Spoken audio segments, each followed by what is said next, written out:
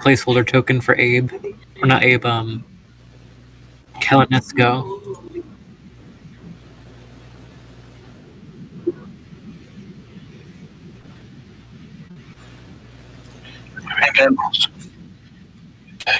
And then I just changed my name again just to spite you guys. God damn it!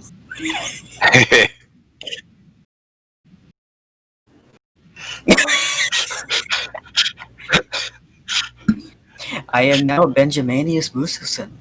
Oh, shoot. Oh, there's Helena. I see it all the way off in the corner. Oh, no. Have you disguised yourself as a halfling? I'm putting you next to the tavern because that fits with Helena. You just gotta... Walks out of the bar after not being seen for almost 2 weeks. Is that a dragon? What is that? Oh, that's a violin. God, my eyes are really messed up. I thought Let's see. What was it that I did yesterday after...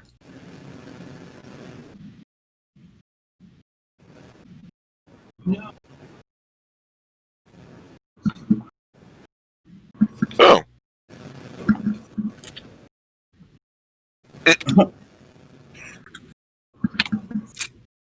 Can she hear us? Cool. So, I'm trying to remember who's the violin. That's Rathis. Okay. That's what I'm gonna use for Kalanesco. That's Helena. Ow! So Rathis is Ow. coming back for this session at least? He's been back for a little bit. Okay. Don't make me have to bop you in the nose, Silas. Wait, who was this? That's Ow. the placeholder for Kalanesco. Gotcha. You know you can just drag me onto the field, right? Kenny? I just noticed there's a little tiny dot.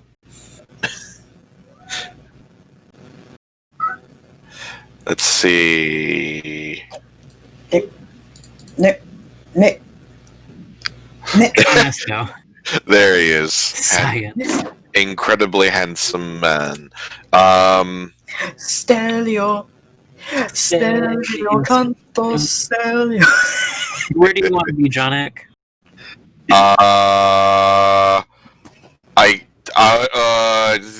There. Okay. Are you going to be Jonik or Skuka? No, Skuka is my sneaky boy. Big battlefield fight is not for Skuka. I learned my lesson in that other game where he got absolutely fucked.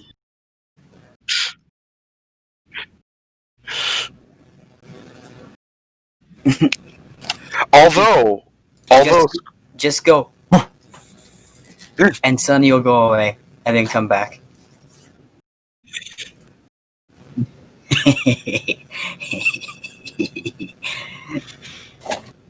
the boof.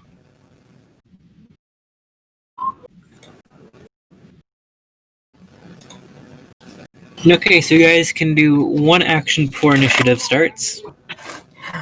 My action is trying to get onto Roll20. In the meantime, do you want to go on the wall, Kalanesco? How? Quick question. How's the state of the doors? Have they been repaired? They have been repaired. A bit after this, you got you heard a kathunk against the door. Okay. Skuka's just like, I just got done fixing. Bird anger.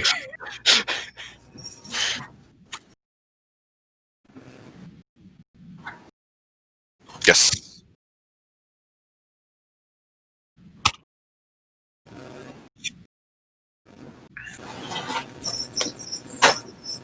Door.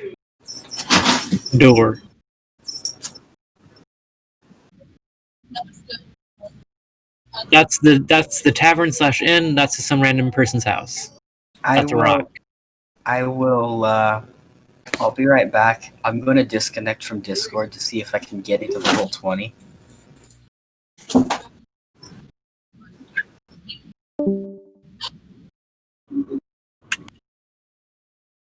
What did you say? Sorry.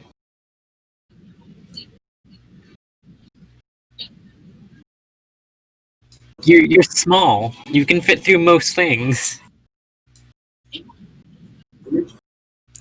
I'm drawing a quick sketch of what the wall would look like. I think, where it's just got the big door and then the ladders going up on either side of it. Yep. So if you guys want to move, start booking it. Go for it. Okie dokie. Let me see. Is there anything I can? I think as a wolf, I am actually faster. How tall is how tall is the wall? 15 feet. Okay. Do we use the rule? Do we use the thing where it's like climbing is half speed, or does the ladder make it normal speed? Just normal speed.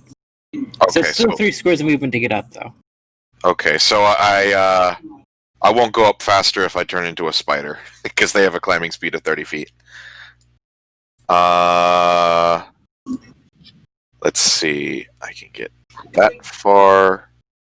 Do I want to, though? You know what? I'm actually going to go off to the side a little bit. Go Yeah. for it. Yeah, let me put my finger there and then move the character. Doot.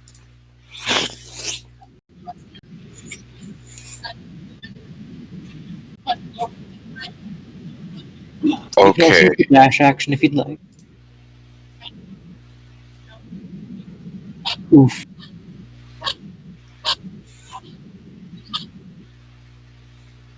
Okay. Real quick, Yes. can I cast through the wall if it's something that doesn't require line of sight? What are you trying to cast? I was thinking of maybe casting Spike Growth, but I might change my mind. That was just something I'd thought of. Does it not require line of sight? I thought the point in... Nope. Let me click on it just so you can see the description. Just a point within range. Yeah.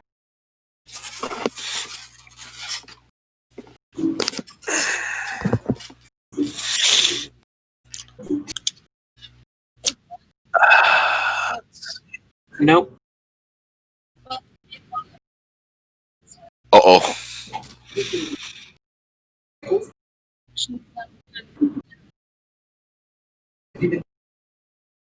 Where do you want to cast it? Let's see.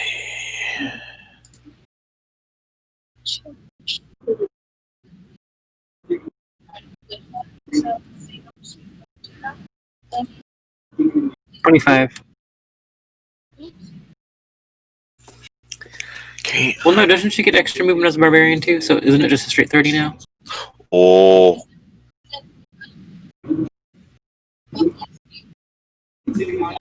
I could cast... You know what? I'm gonna do... Ooh.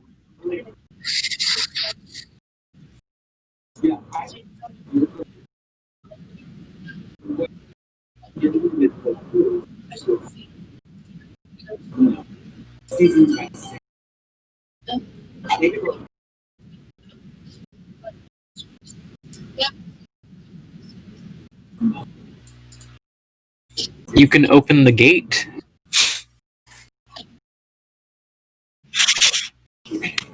Would it be a free action to open it and then close it? It'd be... You can open it, and you'd have to wait till next turn to close it. Yeah, that'd be kind of dangerous because you might let people in.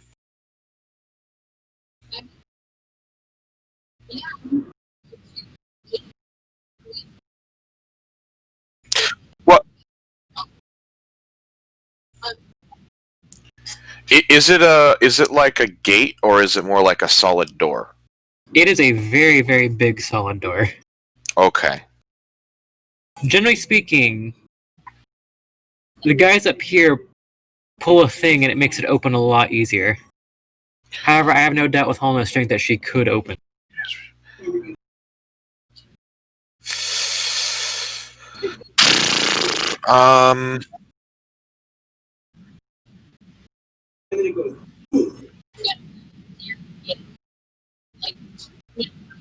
Wait, is that Spec your character? Hold on. What is this Spec? That's something I accidentally drew. Okay, because I saw the arrow being drawn, I got really confused. I'm like, wait, is that someone's character? So Kalinesco barely makes it to the very top right here. He's at the very top of the ladder, just fucking barely. Let's see. I could cast grease through the wall. Zach, was I able to cast my? I think you said that I could, but I'm going to clarify with you right now just to make sure. Can I cast my Magic Initiate spells with my spell slots? Yes. Okay, sweet. I think what I'm going to do. Let me read this real quick to make sure it doesn't say anything about line of sight. Yeah, within range. When the grease appears, each creature standing in its area must succeed on a dex saving throw or fall prone. You can get him. Yeah, that's what I was thinking about. Actually, hold on. Or this guy. Or these archers. No. That guy's dead. Oh, is he dead? Yeah. Can you? All the people that don't look like they're standing up, they're dead. So. Okay, so this Dead, guy, dead, this guy. Dead. Can you put an icon on them? Do they have like the thing where you can put status effects?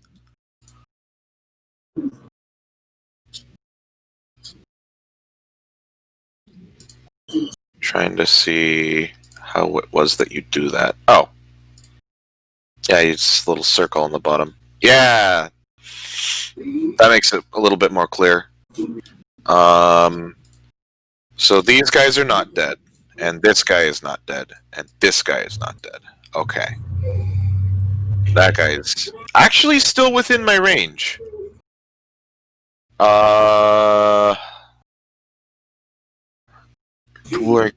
Does that matter, though? You know what? It could help the Drider, which would be hilarious. So I'm gonna actually cast it right 10-foot range? 10-foot square centered on a point. Okay, so like this? Can I do that? Hmm. It says a 10-foot square. Does that mean this big of an area? That looks more like what it sounds like. Okay, so then I would be. I could do it right here, and it would hit, and it would hit them. So that is what I do. Hold on, let me. I hold shift to snap to grid. Hold. There's a way to do this really nice. Is it? Hold shift. Okay. So like, oh, that's wait, that's a solid. Yeah, no, that. Hold on. Let me make it a not a solid color. Ooh, wait. There we go. I've made my purple.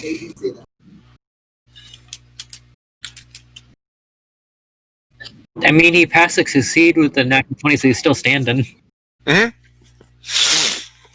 Okay, so Kalinesco used his action. Helena, I'm assuming, used her action. Rathis. So now it's initiative. Huh. There it is.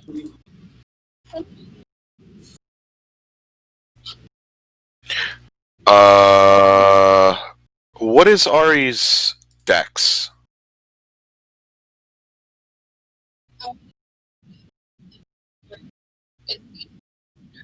So that'd be 21.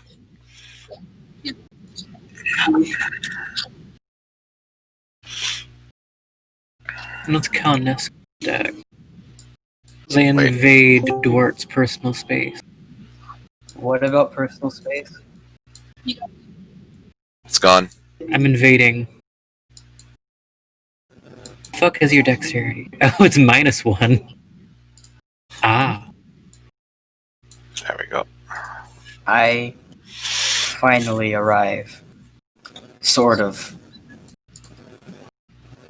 I'm kinda here, but kinda not, because it says that the connection to the server's been interrupted, and I had enough time to play 3 Smash battles. If you have any IRL dice around you, I would trust you just roll. Right now we're just doing initiative, and his is -1.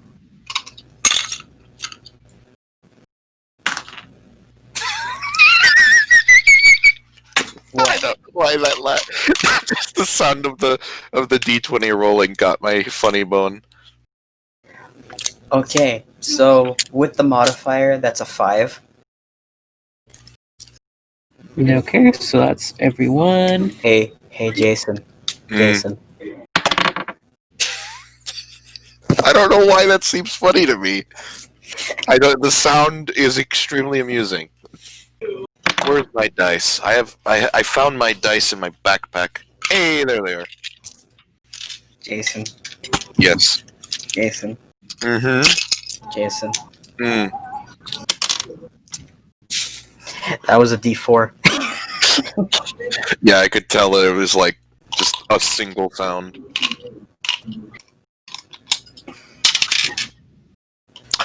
Okay, my dice don't roll very well on my table. My table is too slippery. They just kind of slide.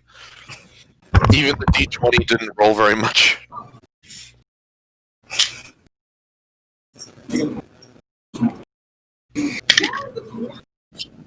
Oh no, I rolled a 3. Now I will die.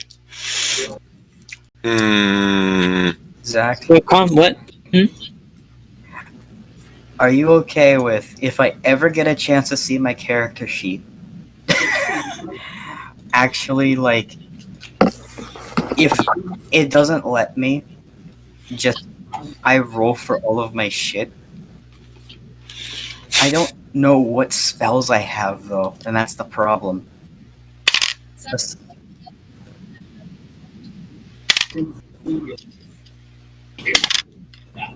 There it is. Because you can access Discord, right? yes, So I'm just spells.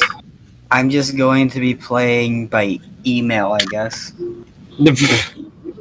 Like ye olden days. It's like playing chess by mail.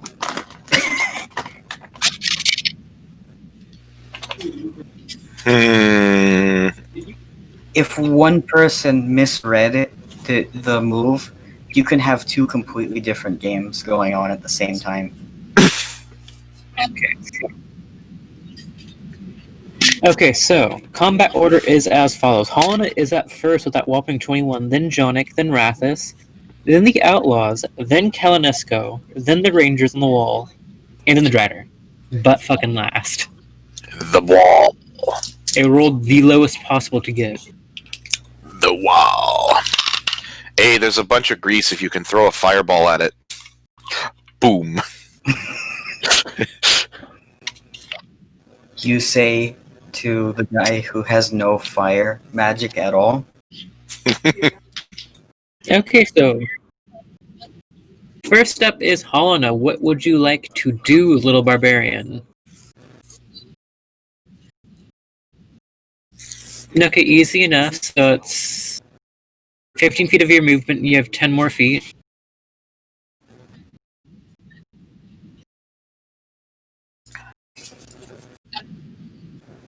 Okay.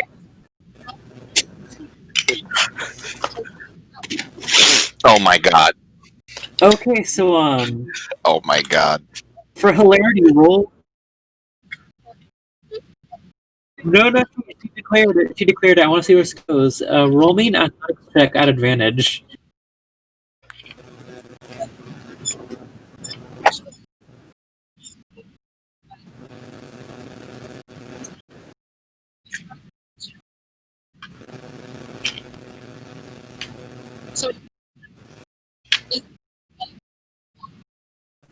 I said athletics.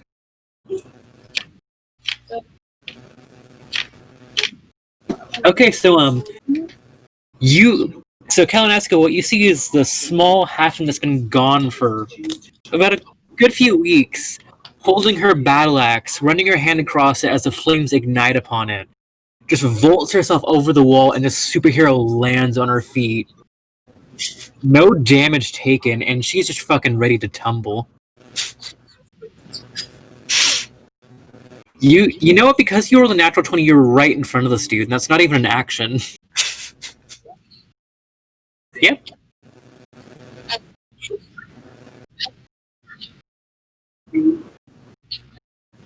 Okay, so it will be strength plus your proficiency bonus.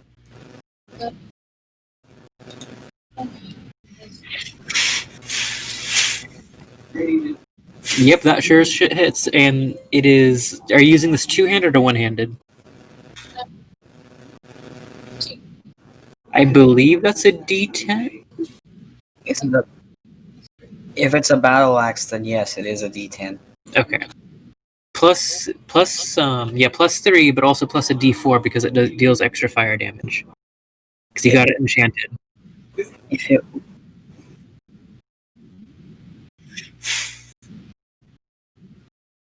13 damage.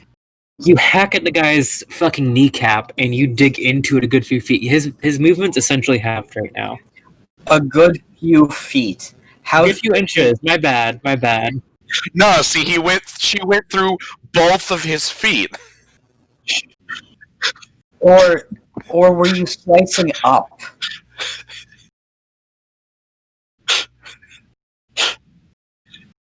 You lowblowed him pretty much right in the fucking kneecap.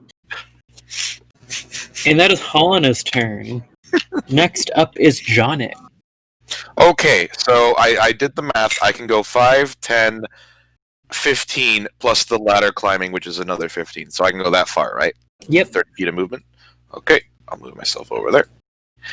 All right, and now, so I ignited. I didn't. No, I casted grease. So this is all greased. Can I cast Druidcraft far enough away? It has to be 30. Wait, what is this? No, that's not 30 feet. Okay. Oh, are you going to use Druidcraft to start a very small fire? I'm 5 feet to not close enough, but almost. If you had a What's up? Yeah, I use 15 feet of. I've used 15 feet of movement and then 15 feet to climb up. Let me see. Could I? I'm sorry. Yeah, Zach. I'm looking at the freaking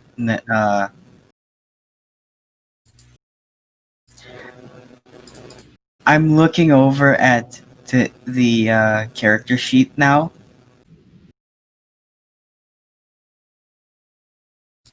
And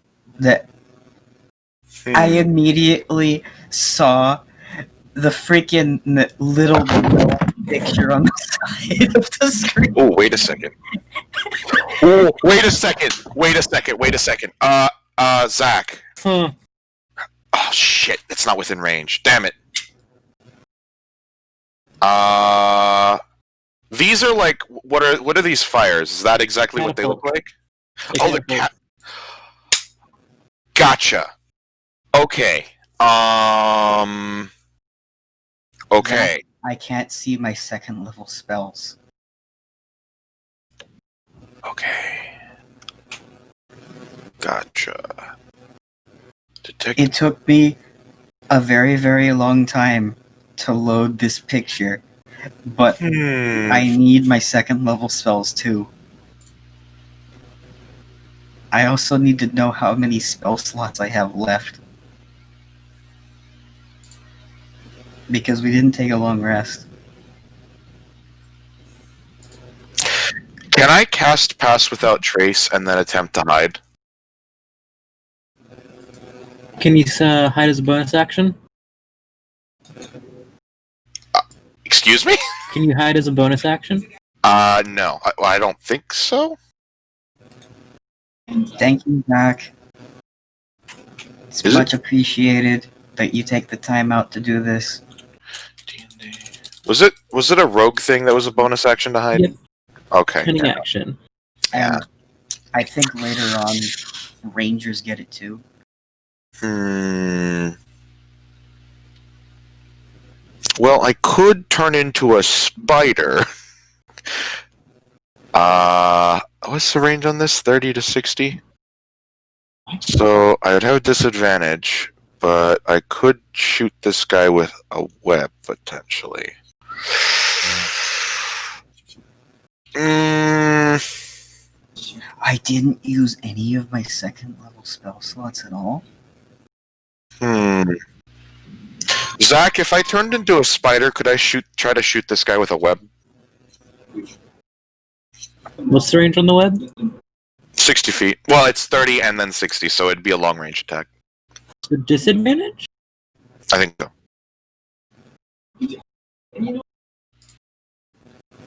It says reach 30 to 60 feet. See, I believe that's disadvantage. Yep. Yeah, 30 is the effective range, 60 is the long range. I can try. Okay. Okay.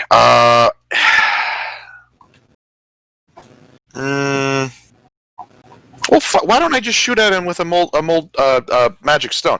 You know what? No, I'm just gonna hit him with a magic stone. I don't know what I'm doing. I forgot that I even had that spell. So you pull out one of your mini pocket rocks, cast a spell, Yes. You can cast the spell on up to 3. Yes. and you can make your ranged attack. Okay, let me see if this is going to work. It's definitely within range, but I think I used this. Did that work? That sure shit hits. Okay, it worked. And then now let's see if the damage works correctly. Is it 1d6 plus 2 whiz? Hold on. It's 1d6 plus your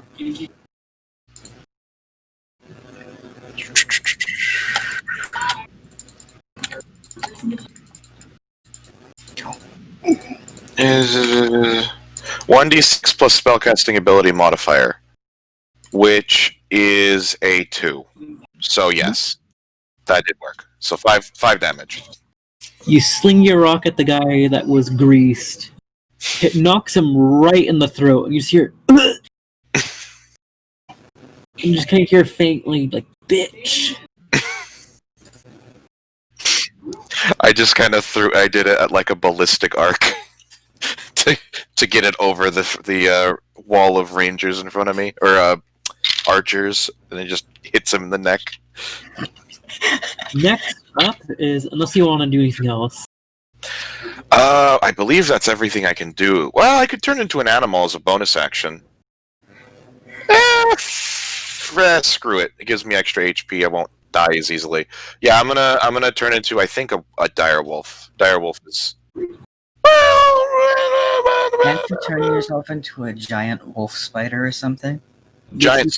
Yeah, giants. You know what? Yeah, no, I'm gonna do the giant spider. So whoosh, you're now in your giant spider form and all its grossness. Yes, there is just a giant spider sitting here now. Don't mate with the Drider. It won't work. God damn it! I know that won't work.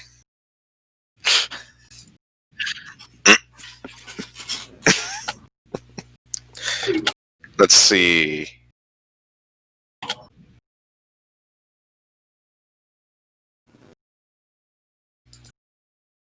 Who was it that went next?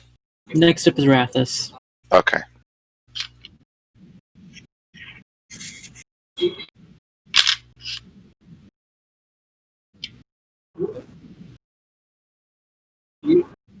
How much movement do you have?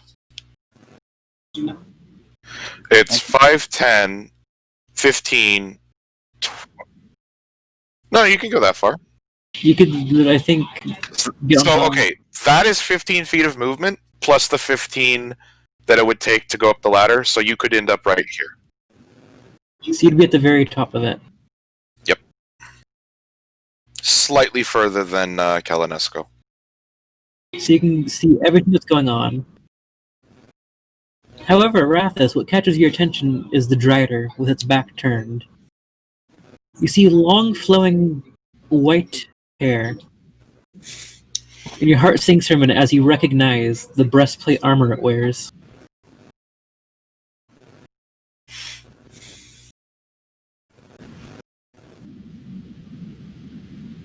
Yep. You mean above the doors? Yeah. Now you get an even clearer shot. You have no doubt in your mind who this individual is, or well was.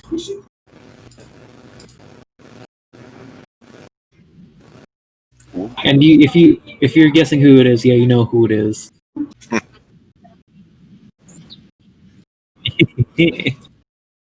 So you use your action. Are you gonna bonus action do anything? Inspire?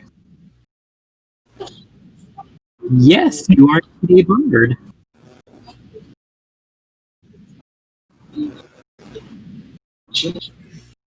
Okay. The Dreader now has a D6 inspiration. Or is it a D4? I don't remember. I think it's a D6, right?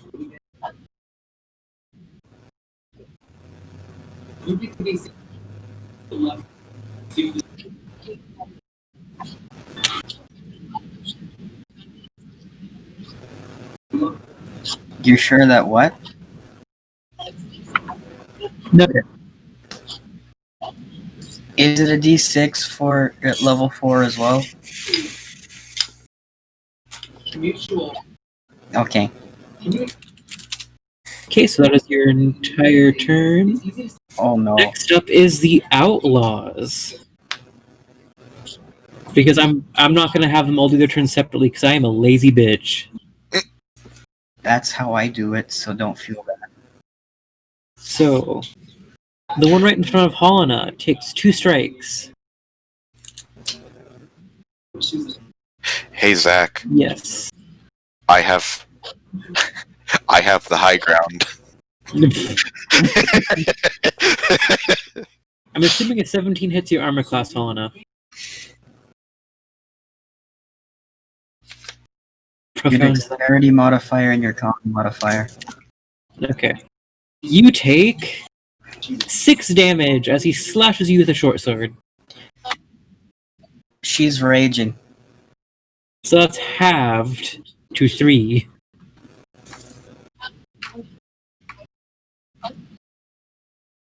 Oh no, I am die.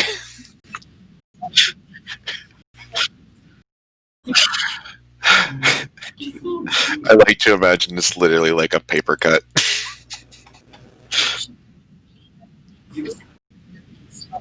So that one dude dashed all the way over there to get in front of the Drider, which just killed his best buddy.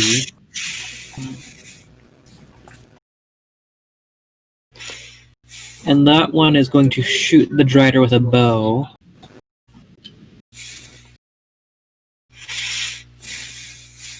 Which... You see the arrow strike the breastplate, but just splinters off of it. And the Drider just turns and you just hear a growl. You see the side profile of this Drider. It is indeed Mama I can never say the fucking last name right, Skalava. But now with a... You know what I mean. Now with 2 giant fangs on the underpart of her jaw. With a crazed look in her eye of just kill! So that's those 2's turns. The ones over here are going to fire their catapult.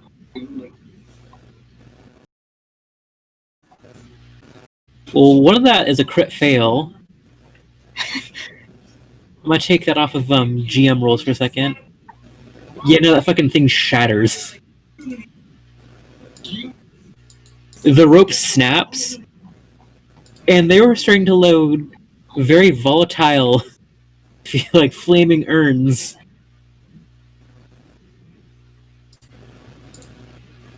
And they're on fire. Oh, Booker, the tank's on fire. And they both take 5 damage. These ones are also going to fire theirs.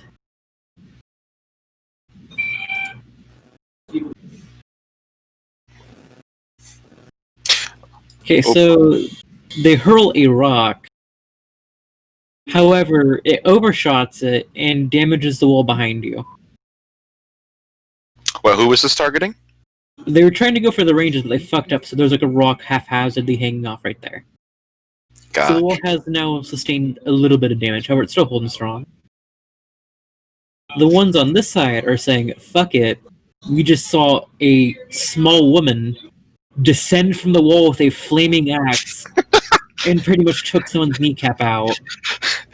5, 10, 15,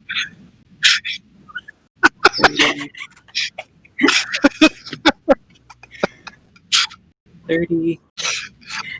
Now that you said that, let's see how well they can aim a catapult. Nope! Nope! That's another natural one! They're completely panicking and fumbling the hell out of it. So, the rope snaps, however, the trebuchet doesn't follow apart. So, they're gonna kind of abandon that. However, that's their whole turn. The next up is the Rangers. Put that back on GM rolls. 2, 3, 4, 6. Ooh, that one. So Helena, you're getting all angry, crazed. You're seeing red every which way. And then someone just snipes this dude's forehead with like a longbow and just... He's gone. He's dead. Fucking deleted. Let's see, so 3 also missed. So this one is just freaking on fire. Yeah, and the people around it are also on fire. This one is not dead, but it's been disabled. The one where the campfire is put out. This one over here. Oh, this one? Oh, okay. Because they tried to aim it at Helena. Okay, what happened with this one?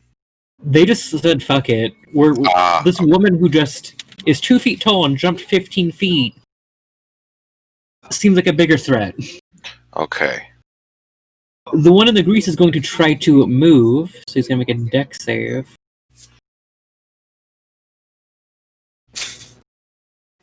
Nope. Kerplunk. Yes! Oh shit, my cap. I accidentally dropped my bottle cap. I'm done with his turn, so they're all done. The other 3 rangers are going to hyperfixate, or the other 2, I should say. On that one, as the Dreader seems to be helping, and they're like, we'll take whatever we can get at this point. D8.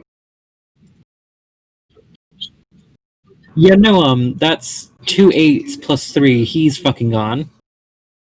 I was gonna say, hopefully they don't crit fail and then accidentally hit the Drider. Nope, they're good. They're doing their jobs. Even worse, they pull back on their bow, the bow explodes. Ooh, that is really the worst. And I don't mean splinter explodes. I mean it's like Fireball. an explosion. The Drider is going to go up to the dwarf over here, and they're going to use multi-attack. And they're going to 2 longsword and 1 bite.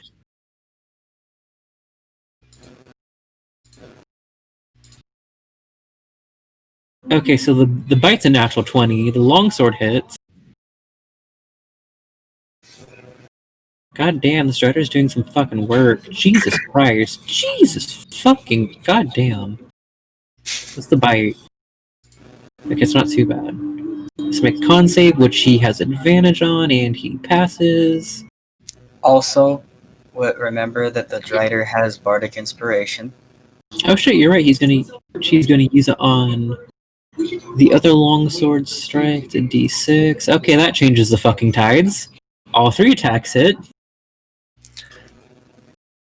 And you just see this Drider lay into this man.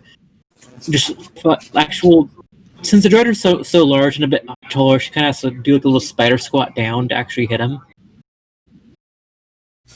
She literally goes for the arm right in the under part of the elbow, slashes it, drops the shield, slashes his chest again with the inspiration, and then just fucking bites the upward part of his skull. But you see the poison just kind of slop out of him. He is looking rough, though. He's looking fucking rough. So back up in the initiative is Helena. Zach? Hmm? Why didn't I get a turn? My bad, I think I skipped you. You did skip me because I thought I was before the Rangers or something. Oh, you were. You're after that. You're after the Outlaws. So to make up for it, what do you want to do? Okay, is there a group of the enemies? They're all scattered. The nearest cluster There's is. these guys. I mean, depending on how far apart you mean by cluster, I mean within 5 feet of each other. is not really anything. I mean, there's these guys around the last remaining active catapult. However, that one is like 95-ish feet away. Yes. He's in range. I use Sound of Madness. Oh god, Target. yeah. Target in range. Fire. So what are you casting? I'm casting Crown of Madness. He has to make a Wisdom saving throw against my spell save DC, Nope. or he becomes charmed. He is charmed. He got a 3+1. Okay, he now has a twisted crown of jagged iron on his head, and he has madness glowing in his eyes. He must use his action before moving on each of his turns to make a melee attack against a creature other than itself that I mentally choose. I'm going to choose it to make him attack the catapult. Just I destroy it. Say no more. Is there anything else you'd like to do on your turn? Move a bit further up on the wall. I am going to now give the bardic inspiration to Helena. Helena, you have a D6 inspiration dice you can add to saving throws or attack. Or damage. I thought you could add it to damage.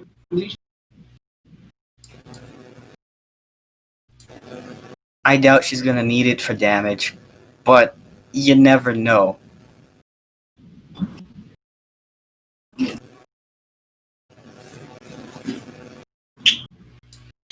Don't you have that ability where you just re-roll ones on weapon attacks, though?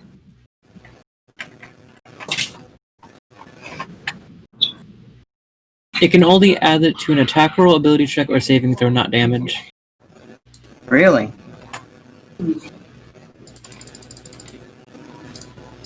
Oh well. So if something doesn't hit, she can change the type. So now we're back up to Helena.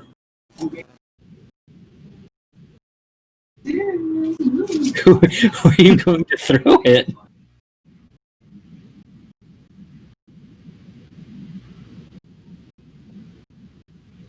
Are you gonna bludgeon him with the corpse? Are you gonna move to the nearest person?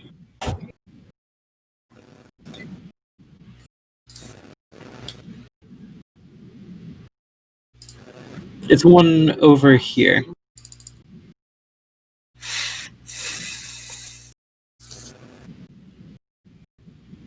Nope, you're good. You can get right there. With your corpse hammer. Oop. So roll an attack. You heard about Warhammer? Well, here's a corpse hammer. Strength, and you're not proficient in it, so it's just strength. You're not proficient in dwarven body throwing. She does not. You Hey. need to get Tavern Brawler. Yes, exactly. That You have a D6 inspiration. No. Yeah. No. You were just too shy. So you just go smack and he blocks at the shield. And he's like, "What the fuck? Why are you beating me with Harold?"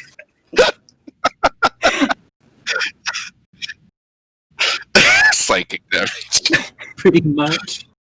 You can lose some sanity after this. The physical equivalent to the frickin' that one bardic cantrip. What do you call it? Vicious mockery. Yeah, you just used vicious mockery, but with physical. I have a question, Zach, real quick. Yeah. Mm, So, with that one that I charmed, does he have anything volatile next to him where if he attacked it, it would explode? Yes. Okay, I'm gonna have him attack that. Okay, when we get to the outlaws, he will definitely fucking do that to everyone's detriment. So next up is Jonik, who's in spider form. Okay, so I mean everything's kind of working out. I feel like just kind of I kind of feel like just igniting the grease. Just a reminder, in spider form, you have spider climb, so you can just walk down the wall. Can you cast spells in B shape? Nope. No, he can't. But I'm telling him that he has spider walk for the purposes of getting off the wall. I think I'm gonna go over here.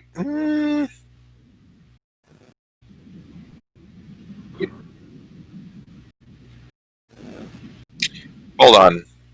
That's 15 feet of movement. So could I climb down the wall with that much movement and then 15 feet down? How much movement do you have? I have 15 feet, and then I have another 15 feet. Yeah, you can go all the way down to the ground. Okay, and what I was gonna do if I couldn't is just go so that I'm low enough that unpolymorphing I can land without taking damage. Oh yeah, no, that's fine. You would be on the ground anyways. Okay, and I'm gonna unpolymorph or wild shape. Sorry. Like right around here. Okay. And then I'm gonna cast Druidcraft on this guy who is laying in the grease. So you ignite it. I'm just gonna make a little tiny flame appear on his hair, which just immediately goes.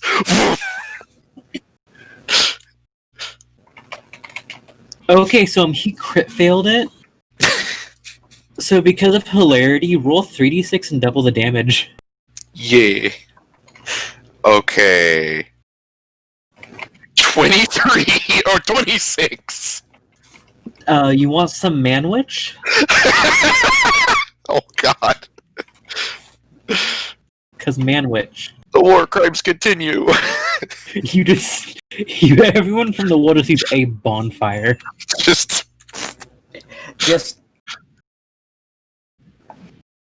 No. He screams for a good 7 seconds.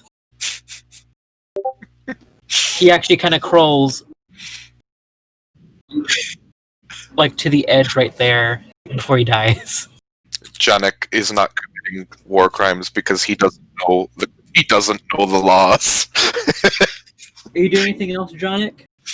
I think that was an action, so technically I can still do a bonus action. Yes. he freaking turns back into a Spider again. Or alternatively, you can healing word somebody if you need it. There's no one who is damaged. Actually, isn't Hollow Knight is, but that's like slapping a band-aid on a paper cut. Wait, is Control Flames an action? Oh, dang it, it's an action. Is the fire gonna last long enough that on the next turn I can use Control Flames? Yep. Yes! It lasts until the grease is gone, which is a minute after you've casted grease. Okay. So, I believe that that none of these, I could technically cast Magic Stone. That would just be prepping stones for you to. Yeah, don't really have much use of that. How many times can I wild shape again? Hold on. At this point, I mean, You can only wild shape twice per short rest. is it twice? As of right now, I believe. Okay. Although with improved, it might have gone up, but I'm not sure. You can use this feature twice. Yeah, that's what it says by default, at least. And no, Moon Druid doesn't increase that. It just makes it so I can do it as a bonus action. What's the bonus to Hmm? when do we get another one? Because it should say something. You about- guys don't really get another one. I think you guys get a later feat where you can do it an unlimited amount of time. Well, that's a level 20. Yes, but there's also one where it's like you get a third and a fourth and a fifth, I think. No, Nope. it's not. It's not based on the con mod. Hold on a second. Let me just open another tab, slap down the player's handbook again, go look at Druid. Okay, well, anyway, I'm going to... You know what? I'm going to wild shape into a dire wolf. You don't get any other bonuses other than the CR rating of a creature. As a Moon Druid, yeah. That goes for pretty much everyone. Everyone gets 2. Oh, okay. Moon Druids get the thing where you, at a certain point, can just turn into a fucking elemental. With 2 uses of it. Okay, so now I'm a dire wolf. You're a wolfy boy. So next up then is Rathis. Oh, that's actually a large beast. I Do you, forgot. need me to enlarge on you? Hold on. Shape of the beast that you've seen before. You can Yeah, use okay. this feature twice. Thank you. I was going to do a thing, but that's better. I could have.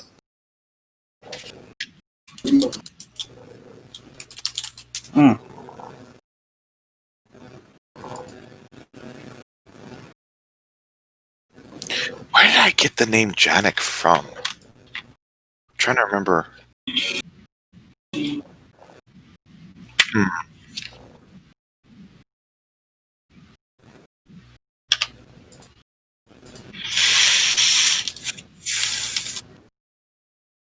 Yeah.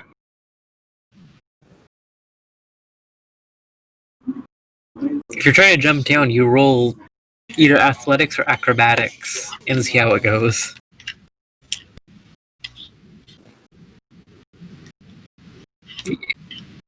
No, so this is a part of movement. It just sees how if you fall prone or if it takes up a bit more movement. So do you eat shit? Let's find out.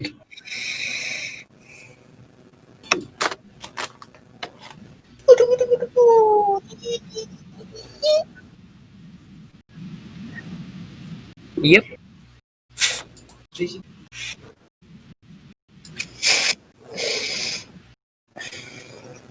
You take 7 bludgeoning damage as you fall prone on the ground.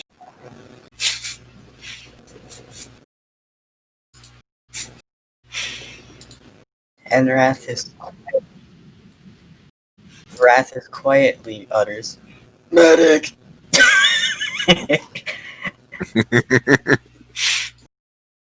Congratulations, you survived a fall that would have killed 2 normal people. Or a normal person and a grandma, rather. So you can still get up if you'd like. It's half your movement though. So you're back up on your feet, you're hurting.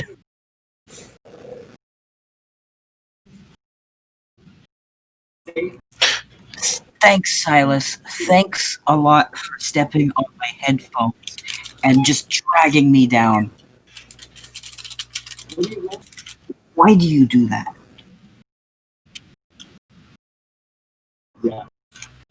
Yes.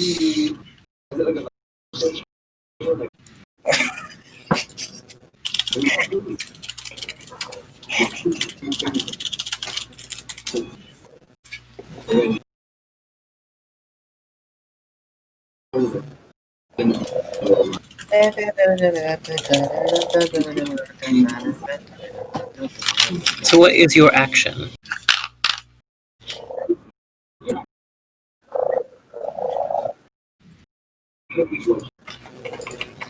Let's see, got Vicious Mockery. Wait, how have you used all your spell slots already? No one has taken a long rest since last session. You used every single spell slot on a mushroom.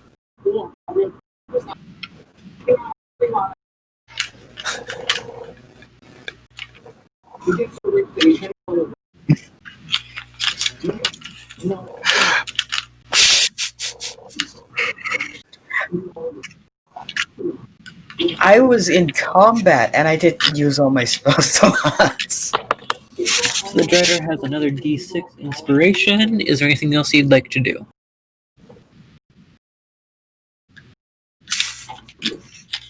So next up is the Outlaws. Remember that one that's going to what? We're getting there. He's marked. These two are going to move out of the flames and use their action to put themselves out. However, they still take fire damage. Stop, jump, and roll. Pretty much. They both take 2 points of damage. They're still looking a little rough. This one doesn't notice his friend acting funky.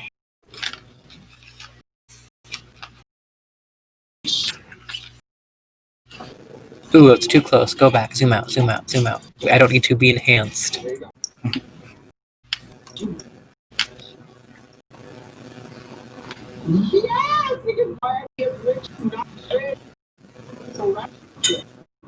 Rathus, you're the closest threat, and you look damaged, so he is going to shoot you with a crossbow.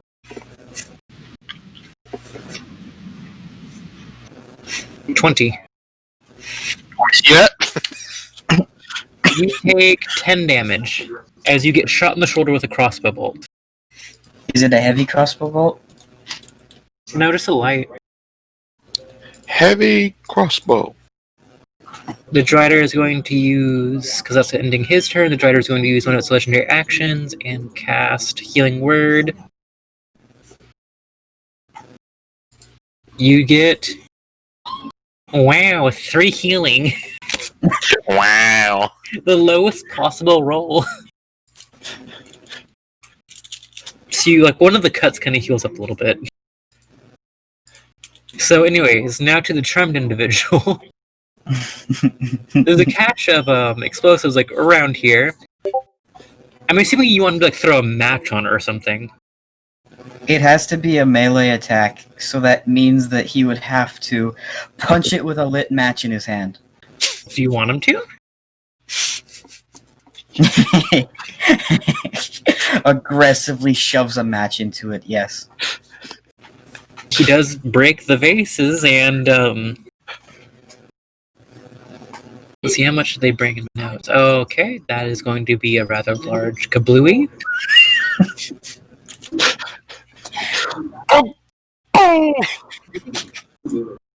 Okay, so he gets a few of them, Oh my god. and they weren't fucking around. They brought alchemist fire, so it's pretty easy to say that dead.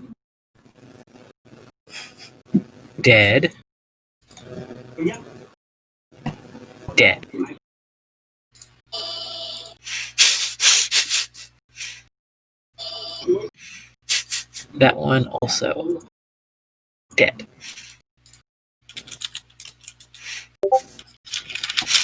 Every last one of them? Nope, there's still some on the battlefield. That one moves behind Helena. The two in front of you and in back of you are going to make 4 strikes at advantage. So that's a lot of fucking d20 rolls. It's a natural 20 and a straight 20. So they both hit you once. One of them is a critical strike. One of them is using a longsword, and they're double-handing it. It's double. You take 6 damage on the critical. That is halved already. I'm using a short sword. You take a 4 damage. Halved, yeah.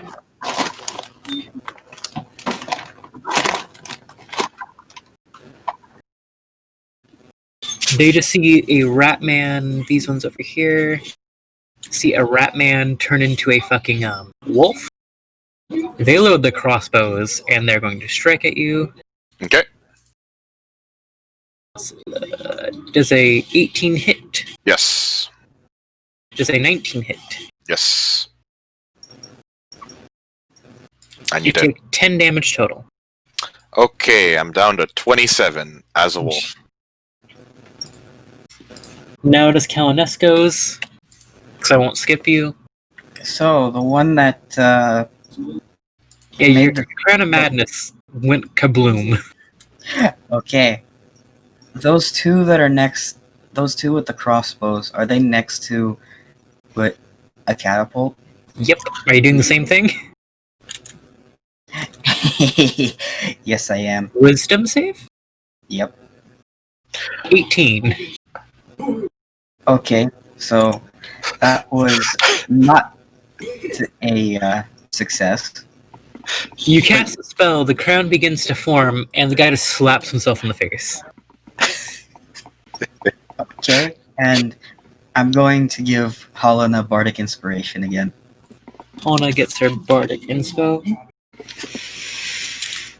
That's all. Do you want to move it all? I'm pretty content where I'm at right now. Okay. Next up, it's the Rangers.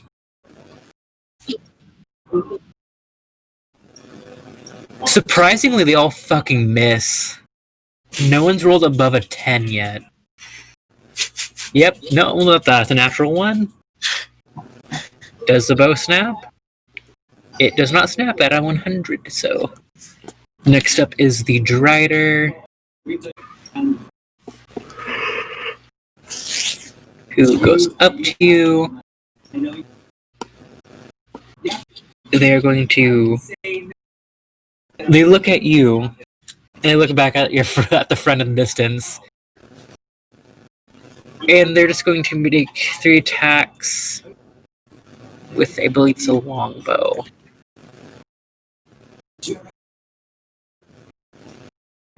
All 3 hit. Huh? What's happening? The Drider's now unloading shots on some poor dude. Did you say that it went up to the wall? Yeah, it went towards the wall. It went up to the left. It's like right next to Rathus right now. Yes. So this dude over here is hanging on by a thread. Which dude? Ah, gotcha. So does the Drider's turn. Well, no, it's gonna say something first, and it turns back to Rathus Ooh. and just says, Ooh. "Is it really you?" And that's its turn. Now, but it's back up to Helena.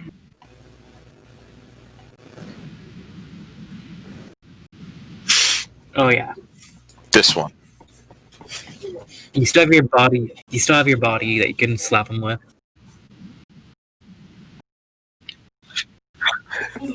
Roll for it. Add your strength, nothing else, because you aren't proficient in dwarf body.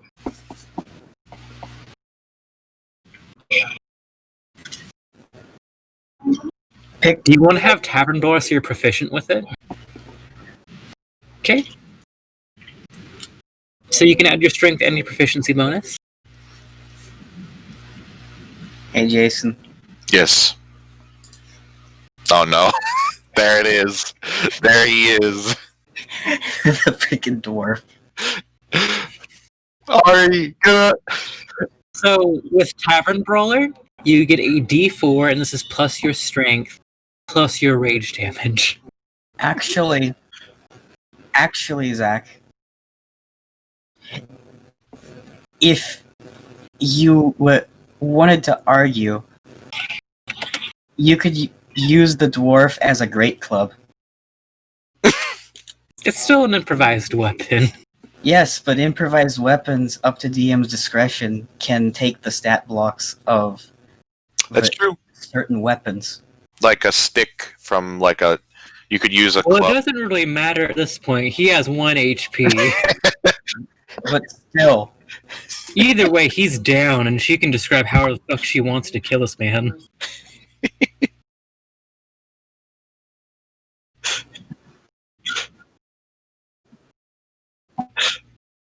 So you see Helena grab both legs of the dwarf and just overhead smack the other dwarf, snapping the dude's neck, and just keeps wailing on him with his other body till the good upper half of the dwarf that she was assailing is now pudding.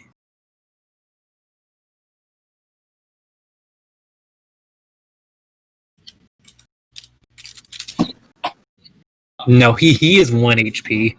He is gone.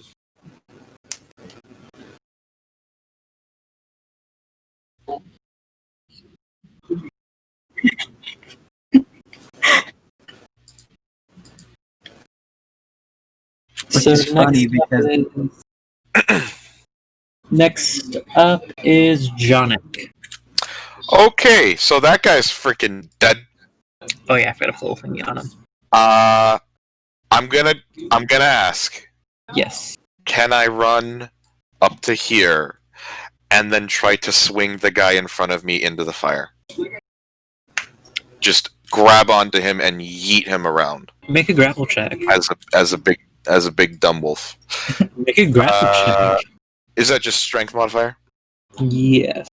Okay, so that'd be good. oh, Hala is also proficient with grappling now. How does that work out? Well, he lost his shield, so that definitely you have him grappled. Okay. No, just roll a straight d20. See how far you can yeet him. It's not a very high DC. 6. DC was 3. He's in the fire. I just freaking Will this be enough to kill him? spin him around. Yep, So that he barely dies. Right there. Yep, Just he's gone. You just throw him in, he starts screaming, just clawing his way out, does not make it at all, doesn't even make it 5 feet. Jonik is very chaotic. Very, very fucking chaotic. Anything else you'd like to do, Jonik? Okay, so I moved. What was that? Hold on, I need to change this to centered. Oop, so that was 25 feet. Okay, just right there. Okay. Actually, before I finalize that, he's about to nuke that guy, so maybe I shouldn't be standing right next to him. Instead, I'm gonna go over here because I don't want to explode. Okay. So next up is Rathus, next to your Spider-Mom. Spider-Mom, Spider-Mom, whatever a Spider-Mom does.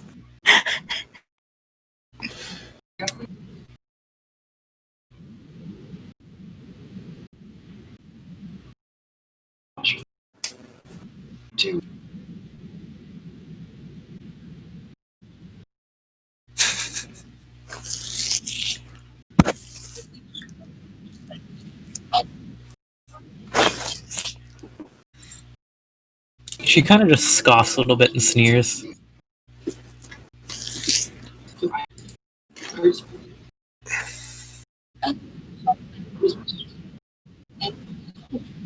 Oh wait, before I forget, she's going to use another one of her legendary actions to cast healing. No, it can. She only check her customs. Oh, she can do cure wounds. You heal. Ooh, that's a lot better. That's 10 hit points. No.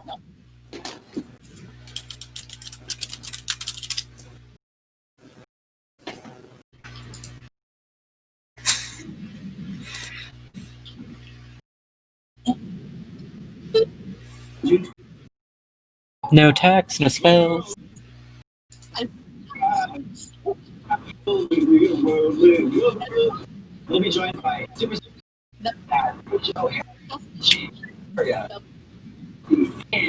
Utility? Okay, so it's your turn. They're all support spells, huh?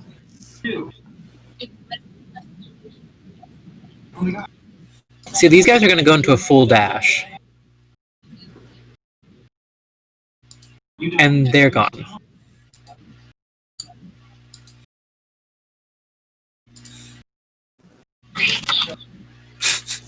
They're just like, oh fuck. This guy is going to use his action to throw a smoke bomb. Actually, I think he has to use his. Oh wait, no, he resisted it. Never mind. I forgot about him not failing that. Dang.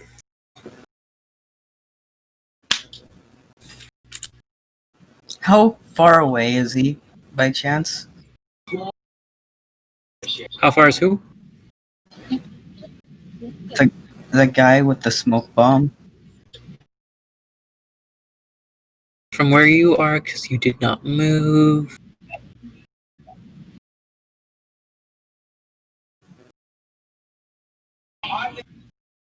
God damn, my computer's fucking up.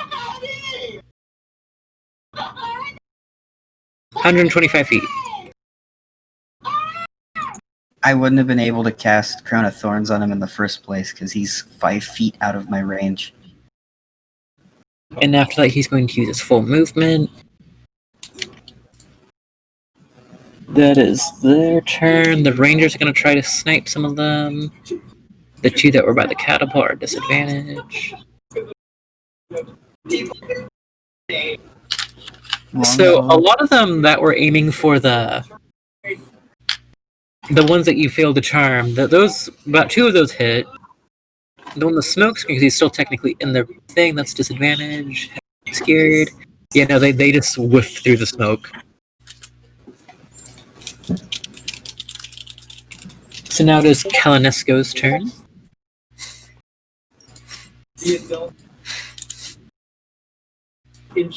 Hmm. Hmm. Hmm. Give me a moment to look for spells. Now that I know how far away he is, I need to find something that's actually got the range.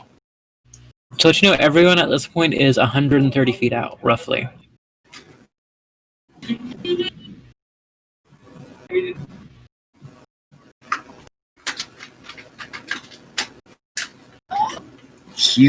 Oh, here we go. Here's the S's.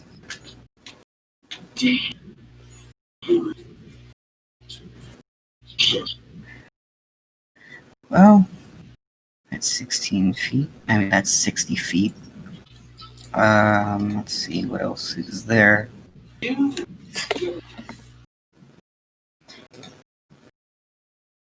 Charm Person is like 60 feet, isn't it? I believe so.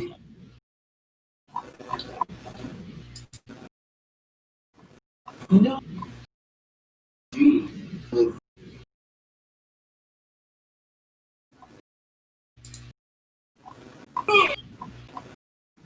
There's a lot of spells with CO. No, Charm Person is 30 feet. That's even shorter range.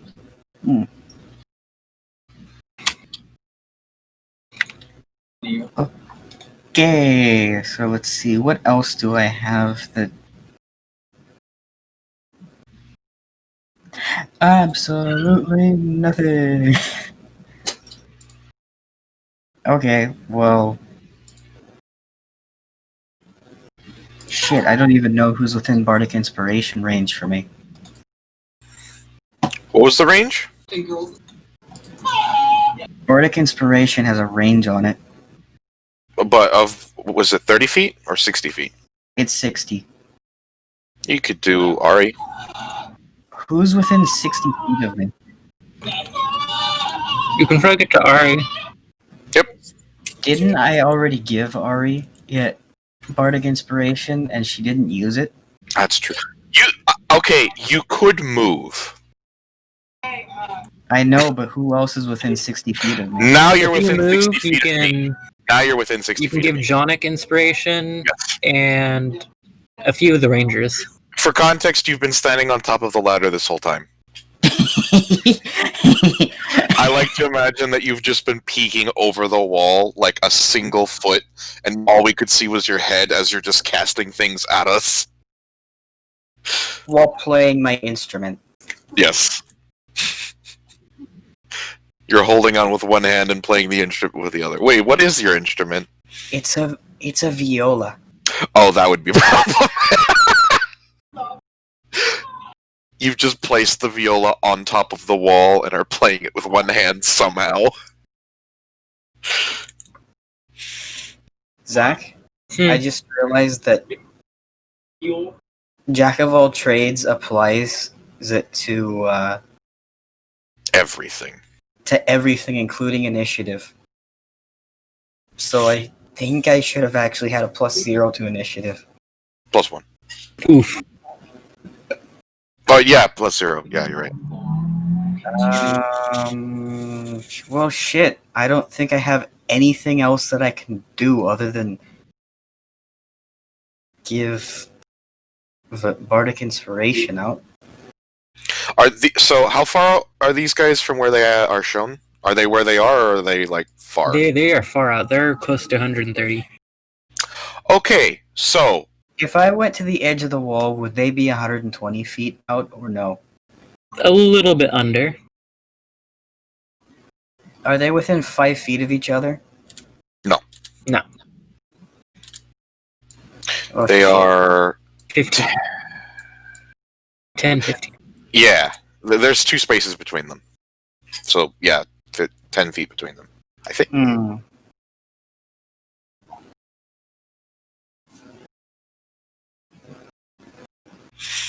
What I intend to do is use my 50 feet of movement to start chasing them. I'm gonna go ahead and I'm going to give Bardic Inspiration to Jonik because I can move close enough for that. Is that a D8 or a D6? A D6. D6, okay. So for the sake of brevity and chasing them down, roll an athletic check As a wolf? as a wolf. Gotcha. Let's see.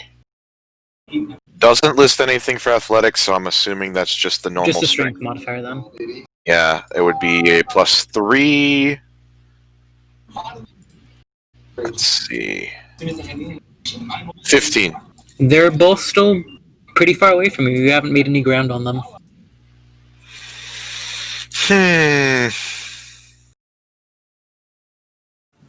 And one of them is now going to throw a smoke bomb, so now they're obscured. Mm-hmm. So at this point in time, pretty much everyone is fleed. Fled.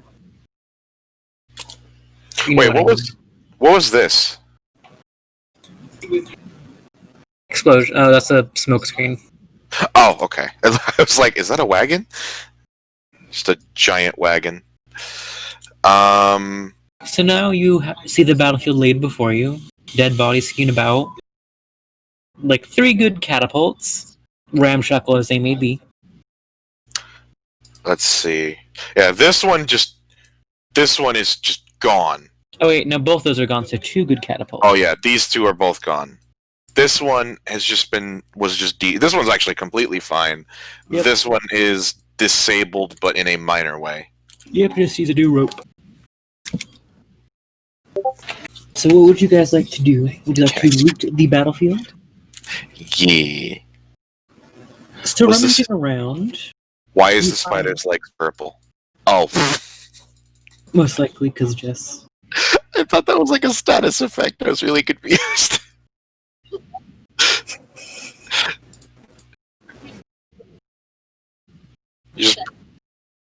So you guys found about 1,200 gold between them in odds and ends. Some of it's copper, some of it's silver.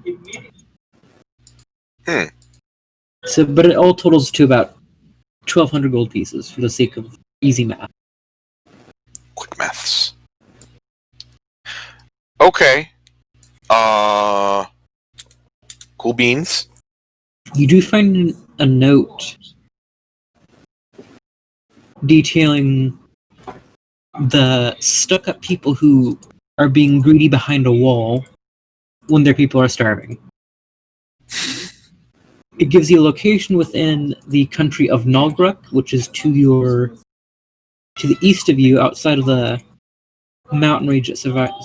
Yeah, I can't even talk. That's around the Deathspire Waste that you guys live in. It's outside of that. It's a very rocky and hilly area. How far? To the outskirts of Nalgruk from the Echoing Vistas, it is a 5-day journey. On horseback. Hmm.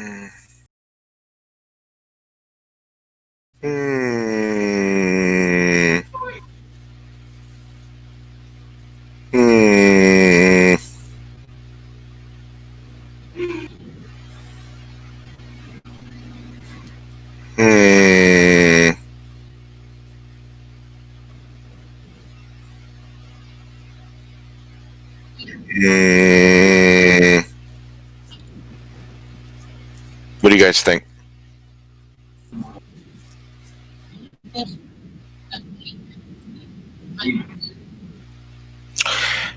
I was kind of thinking, yeah, maybe if we tried to make peace, we have killed a lot of them now, Oh yeah. so making peace might be kind of hard, So, Yep. especially considering how many war crimes I've committed at this point.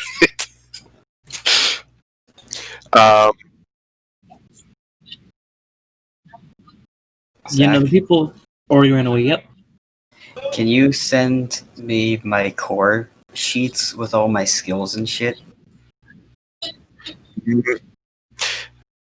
Maybe we could send Skuka as a diplomat. As Skuka didn't really do anything except for Get sniped. get shot and then pin that one guy. What did we do with that guy that we pinned anyway? In the jails. He's just in He's in the dungeon. the dungeon. Okay. So Skuka would be one possible like diplomat that hasn't caused a problem with them yet.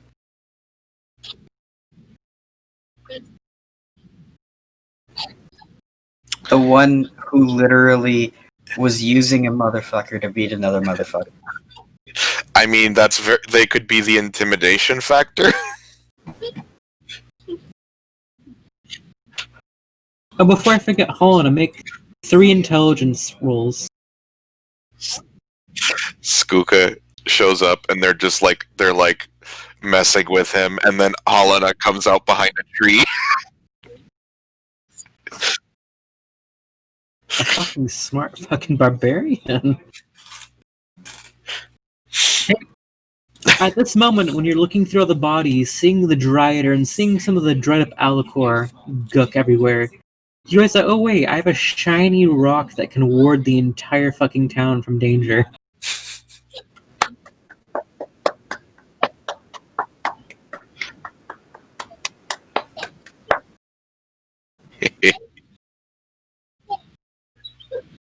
You also look back at the Wizard's Tower and realize that, oh wait, I can probably just put that in the tower in some little sconce or something, and it makes the magical berry even stronger. And it would also make it look really pretty. It's like got a glass dome roof, and there's just now a beam of light going up and then spreading out into With a that shield. roll as well, you can also realize that you can put the apparatus within your room so it stays your rock.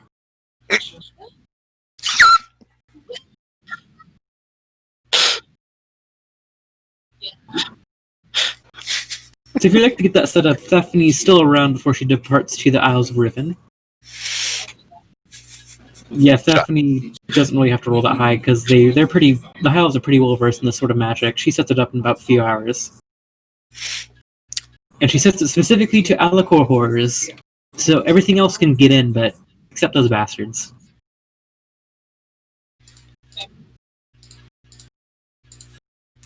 So, in the meantime, what would you guys like to do? Since I heard there was talk of diplomatic relations.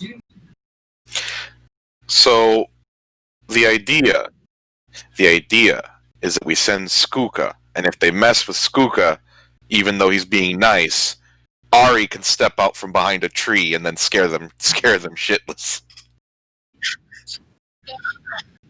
Is everyone going, or just the two? Ooh, Everyone should go. I'm just saying that that Skuka should be the one that. Well, he can't speak Dwarvish though. Can he? I don't think he can. No, he can speak Elvish, but not Dwarvish. I mean, how good is he at talking to people?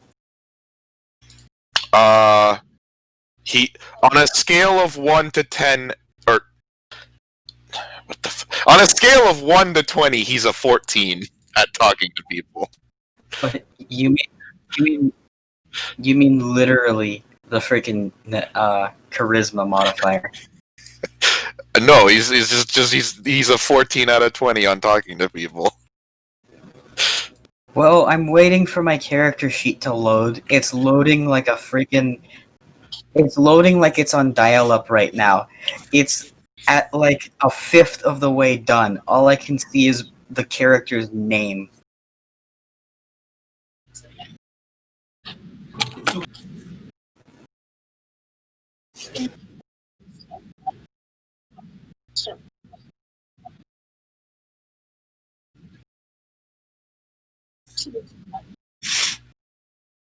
Oh no, there's going to be a spider queen for the spiders in the dungeon. Wait.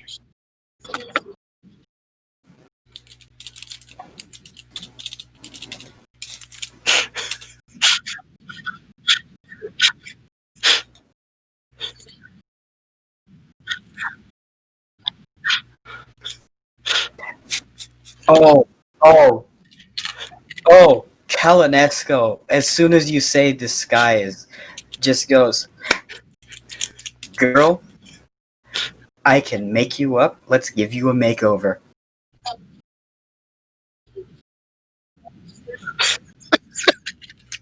So, what do you want to look like? As I pull out my freaking disguise kit with all kinds of wigs and makeups and stuff. He had all of those fat makeup bats. Changed my mind.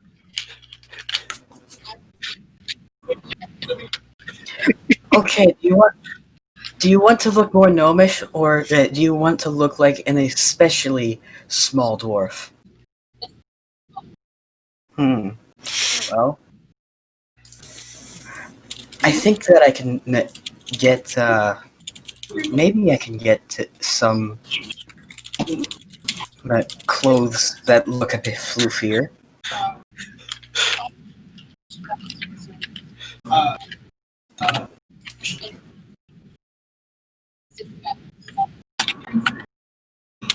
Oh, it'll be really easily get done. Now then. Zach, do not give me Dort's character.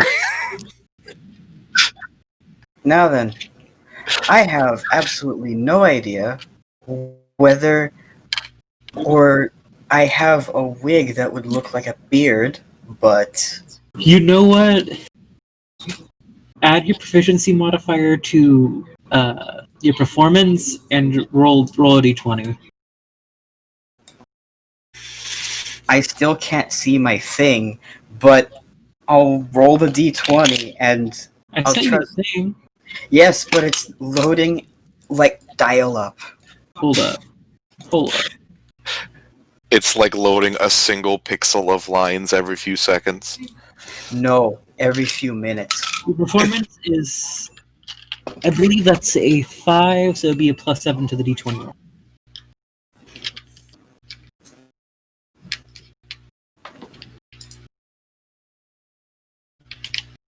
My performance is a 5 because of Jack of all trades. If you want me to do what proficiency, then it would be a 6 because my charisma's at a 4. Sure, let's go with that.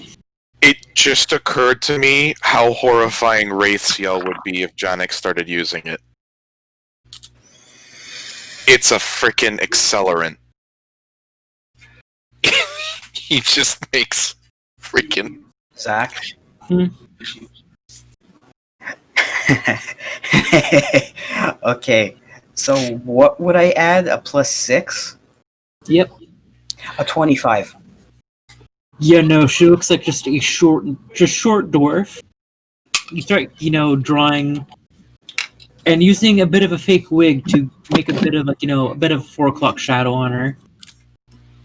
Braiding her hair, you look at her hair and it's like, oh wait, I can probably work with this and just braid it a bit. You had a few dwarven scars, like with some white pale makeup. You had a few fake tattoos, a big mole. Maybe you do a bit more contouring around the cheekbones, make her face a bit more square, and you could pass this off as a dwarf. And after I finish, I take out to my mirror that I keep in the kit, and I show it to Helena. You look nothing like yourself.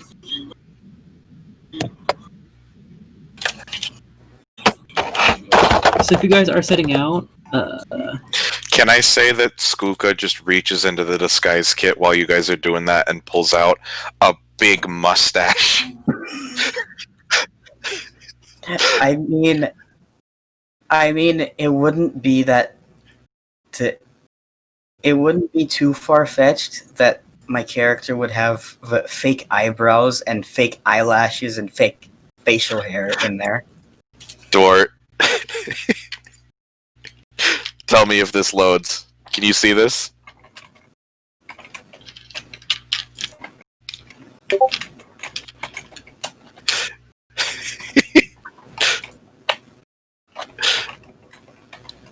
Did it work? Hold on a second. Hold on. I'll post this to the gallery. I found the perfect freaking thing. He just tapes a mustache to his beak.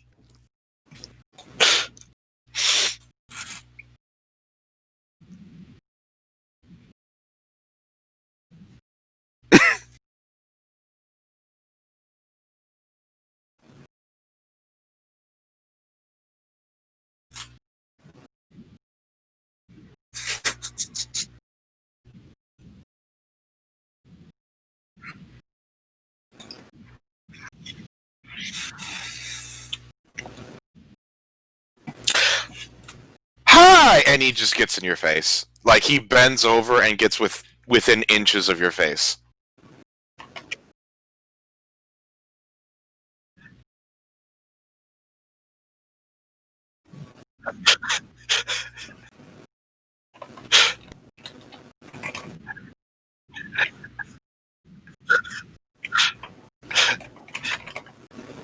He just stands upright and then moves like 10 feet back.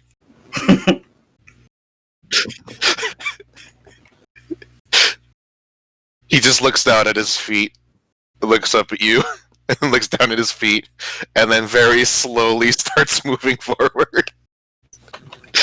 And then looks up at you, and is trying to, like, very clearly waiting to see if you, like, when you say it's close enough. 5. And then he just stops and he just looks at you. Hi!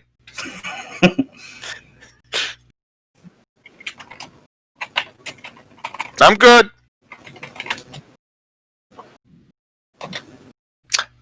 I'm Skooka.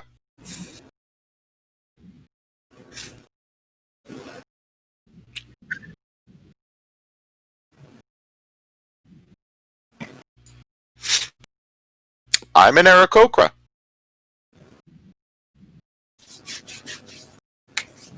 Aarakocra.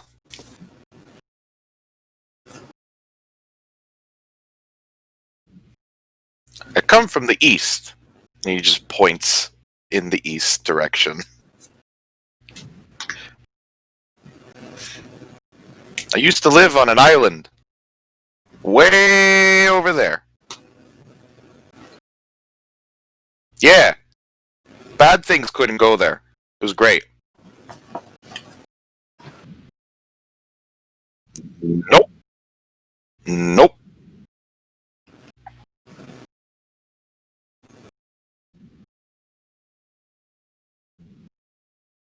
I just thought I would travel around, see the world. Hello, I've returned. I had to go pee. But, hello. I kind What of... did I miss? I am role-playing as I, Skuka. I sent you a message. I kind of like it here, though. I think I'm gonna stay.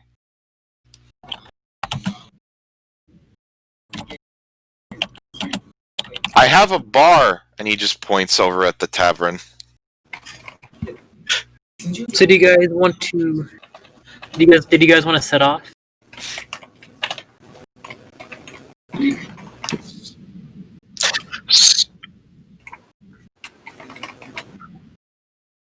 So, Zach? Janik is gonna start experimenting with his mushrooms. Is that okay? Yep. Because he has all these different types of mushrooms, and he kind of has a rough idea of what they do, but he wants to try and mess with them to see what he can do with them. Especially that Wraith's Yell. Because you mentioned that that's like a fire starter slash like fire accelerant, Oh, yeah. and he's just like, So is he staying... Okay, 'cause that's how he's staying here. He's still bringing you Skuka? yes. Okay, so everyone sets off. The next few days are relatively easy. You also meet the good old Sham Schmoblin. Yeah, I can't even talk. Sham Schmoblin.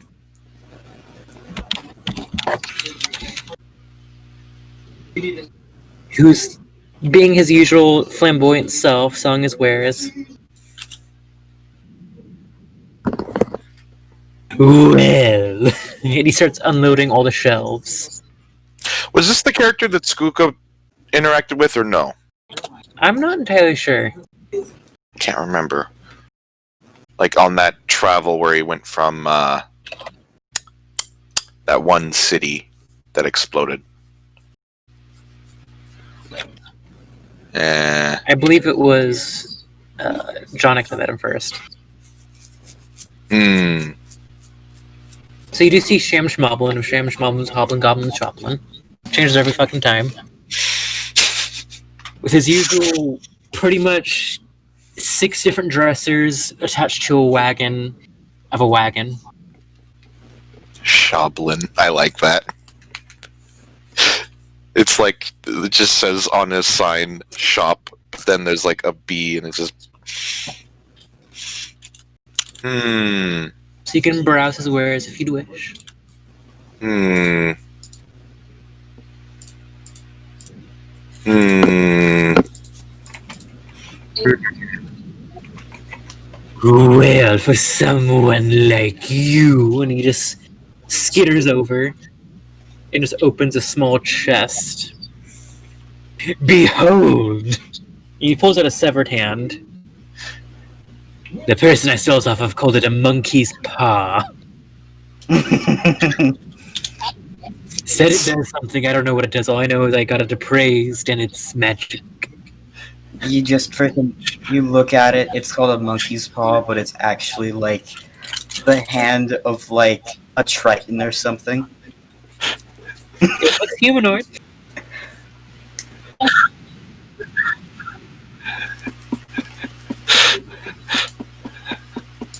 Mm, 600 gold pieces.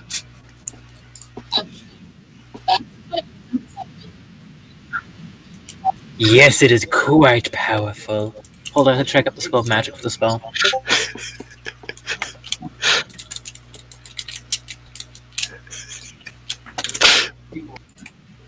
Getting some real strong potion seller vibes from this guy. Oh, that's what I based him off of. It is said to be a powerful conjuration.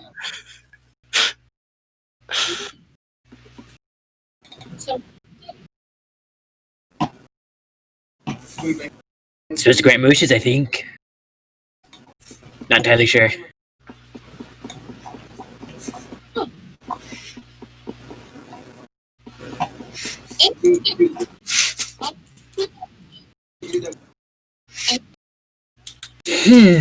For an adventurer like you, perhaps a healing potion? But I don't think you can handle my strongest potions. Because I'm not meant for mere mortals. You would die if you drank my potion.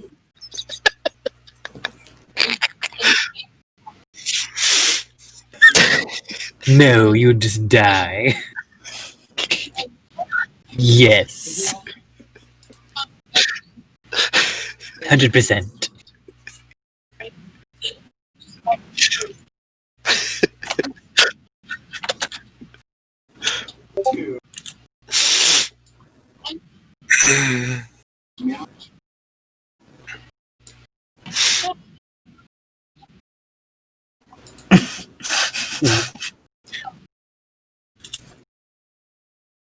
Well, for return customers, I suppose. 500 gold pieces.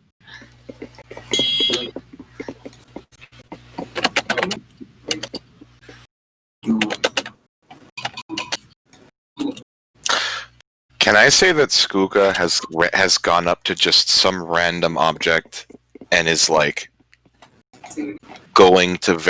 very slowly going to poke it?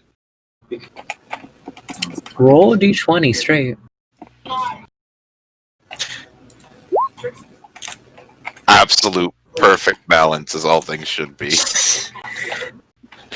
So you kind of go to the back of the wagon and poke a sack of something. And you just hear a hiss, and you get pecked. After look something up. Very slowly pokes it, and then just... What's Skuka's armor class?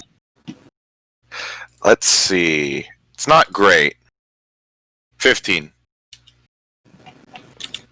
Okay, those hits. Roll con save. Okay. Let's see... There. Oh, you pass. You feel your body lock up, but then you relax after you shrug off some effects. He just like... he just so you look back at the sack, which now has a little hole in it after what you got pecked by it, and it's a cockatrice. Yeah. And it is angry. Skook is just gonna run back to the rest of the group. And he's just like... just sucking his finger. Bit me. Oh, that's just Reginald. He doesn't like anybody. Including me. Pretty much.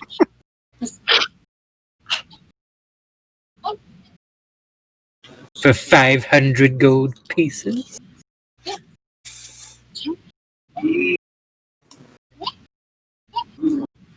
He gladly accepts the gold and hands you this very nice, ornate, like pale sandalwood box, which has a humanoid hand with 2 fingers extending the peace sign almost.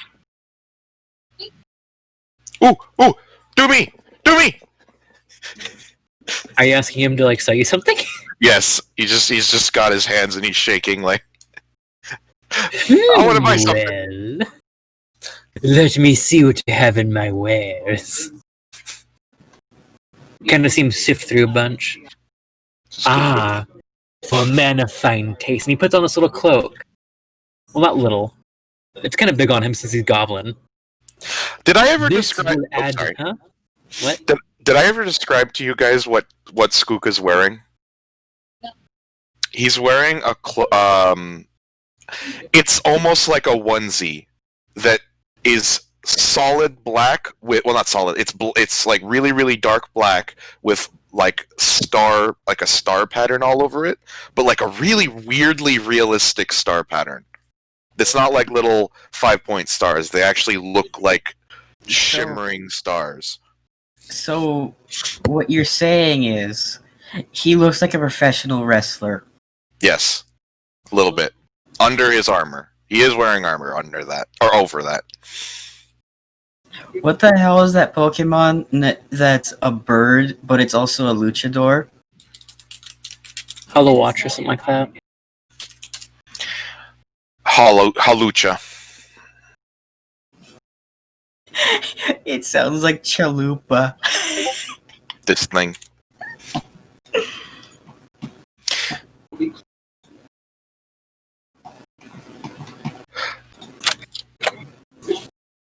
Skooka. The fact that Skooka beat a freaking God Ram at in a freaking ring by jumping on its head. Dodge Ram, an entire ass Car or truck, yeah. And he shows you pretty much a cloak of billowing as it just dramatically flares up when he does a hand motion. Ooh.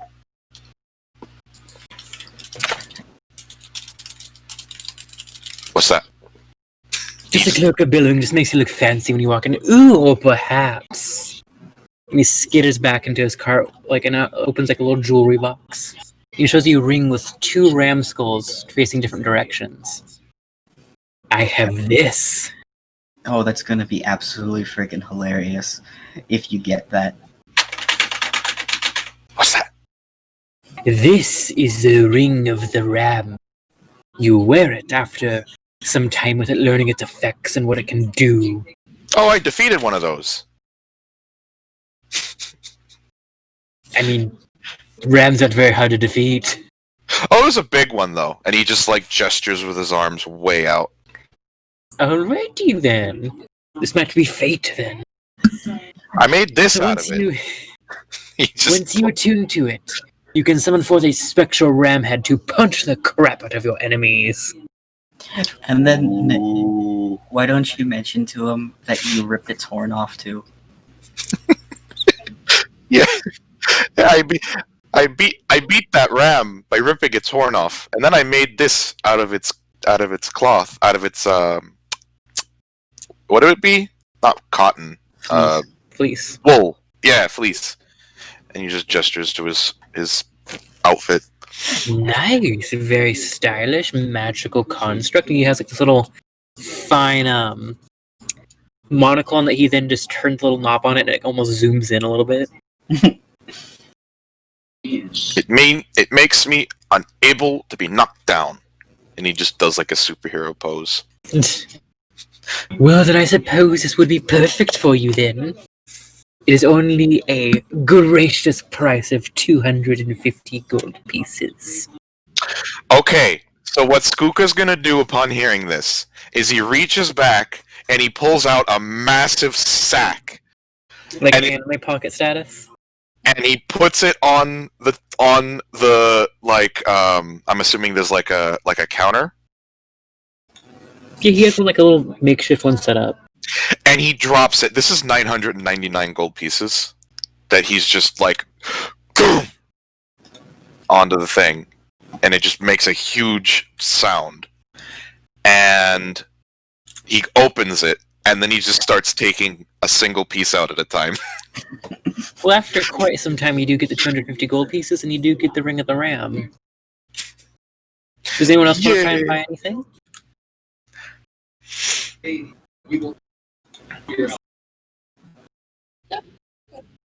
All good? Speak now or forever hold your peace. Now, is that something that I can search for? Yeah, Ring of the Ram is just in the basic rules, I think. Or the Ring DMG. of the Ram. There it is. It has 3 charges on it. It's like a Green Lantern ring, but the only thing that you can do is Giant Fist. Can I love I that magic item so much. paste, or can I make this go into the chat? I'll just copy and paste it. He gains 1d3 expended charges daily at $1. Attack one creature you can see within 60 feet. Select Jolram's head and makes its attack roll with a +7 bonus on a hit. For each charge you spend, takes 2d10 force damage and is pushed 5 feet away from you. Oh, and it doesn't. There's no risk of it like exploding if I use all 3. It's totally fine. Yep. Okay. I believe it does require attunement, though. Yes. It does require attunement. I am. Skooka is going to attune to that.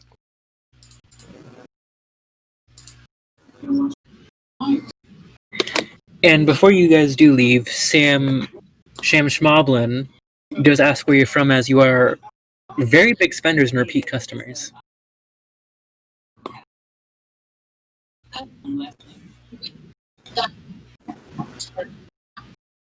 Well, I might think about setting up a shop, maybe having my own little store there. My little bits and bobbles. Oh! Can you identify magical items? Some of them, yes. He's gonna take out the bright red feather that he got from, what's his name? Scary guy. When he made peace with him, he's gonna say, "Is this magic at all?" I'm trying to remember the big scary guy now. I'm trying to remember the big scary guy too. Amaleus, yes. Oh, okay. That narrows, I'm that narrows thinking it down dramatically. from the perspective of Skooka, he's a big scary guy because he tried to kill him. He takes the feather, pulls out a very odd crystalline rod, and just bonks the feather. Well, this is a rather interesting artifact. It's almost like a scroll, but infused into a mundane object. Ooh. Hold on, I have to look up the spell now, because I just realized what it was, because I looked at his inventory.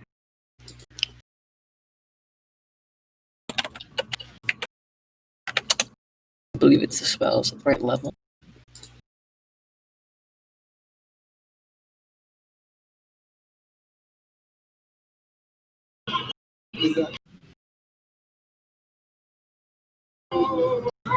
This feather was touched by the essence of the 9 hells. You set it ablaze, speak of the devil you wish to summon, and it will come forward. However, it's not under your control.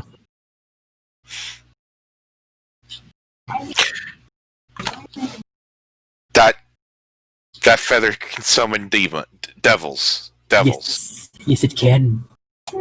Very much so. Why do I keep getting things that are so dangerous? He just puts his head in his hands.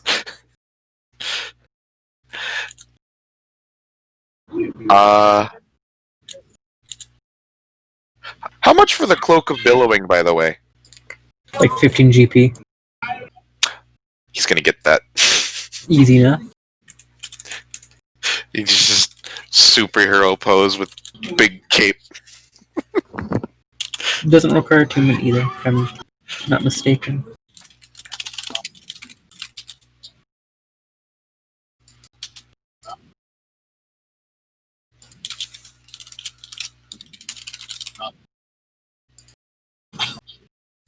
He looks like Pajama Sam.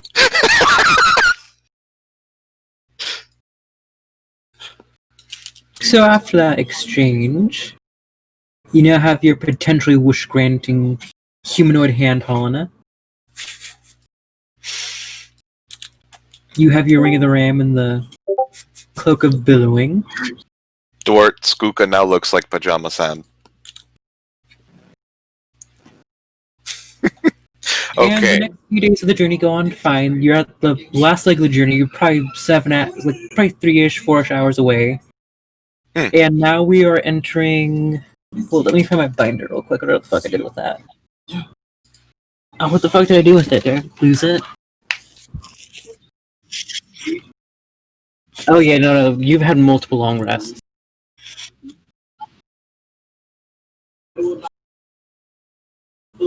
Yeah, just enjoying the day. So Rotful has passed, so the drow.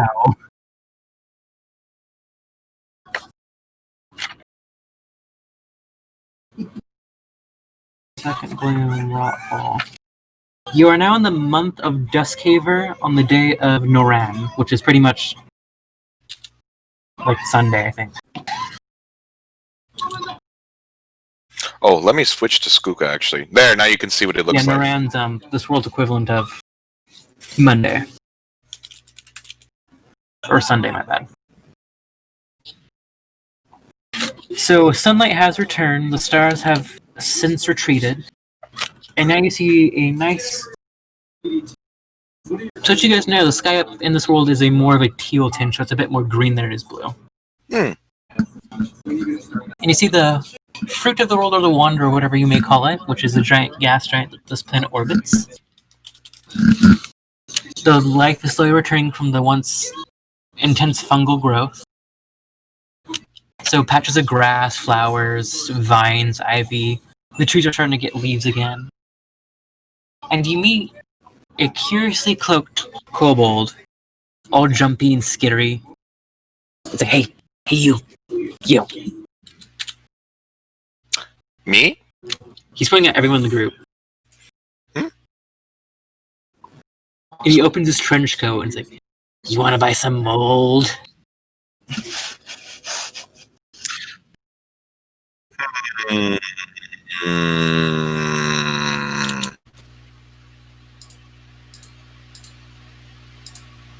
What kind of mold? We got all kinds of mold. We got toe mold, we got face mold, we got eye mold. We got mold that makes your skin turn blue. We got mold that makes you see gods.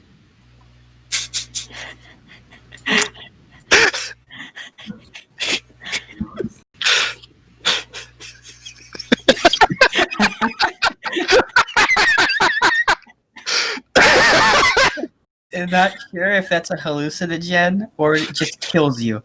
Yes.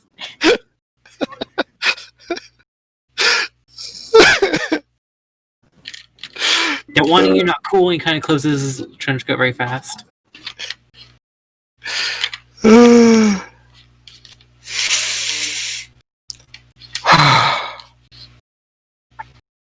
don't know what to do about this. You don't know what to do about the potentially drug-dealing kobold that you met along the road.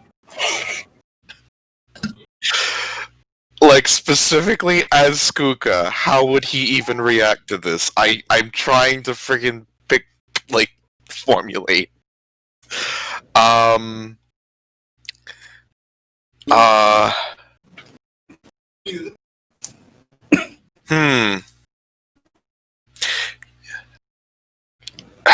I? Oh, I'm not good at anything related to that as Skooka.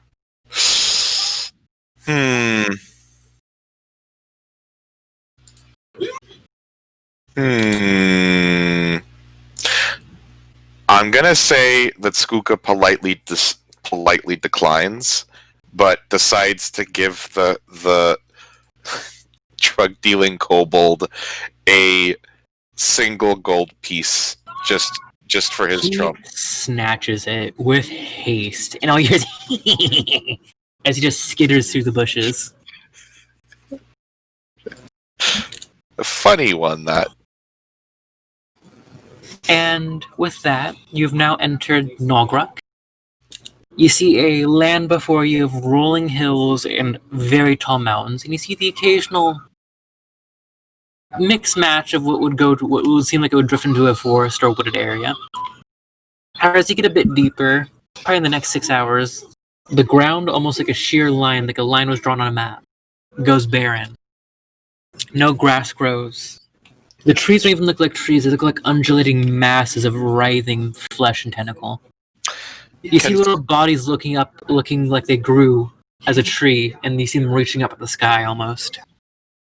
Can Skooka try to, fly up a bit and see what he can see?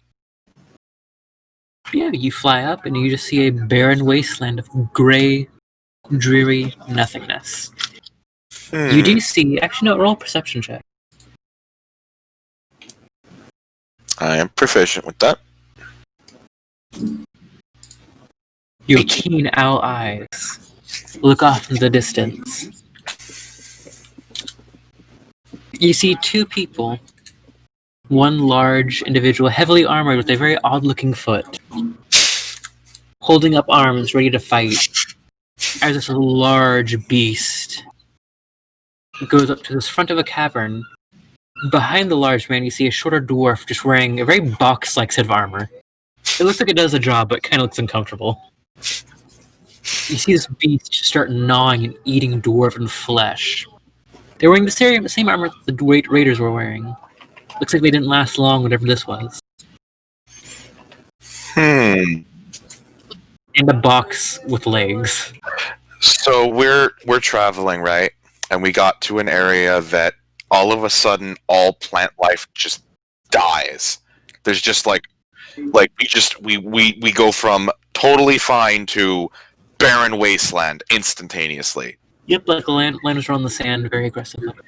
And I had Skooka fly up into the air to try and do a little bit of a reconnaissance, just to see what he could see around.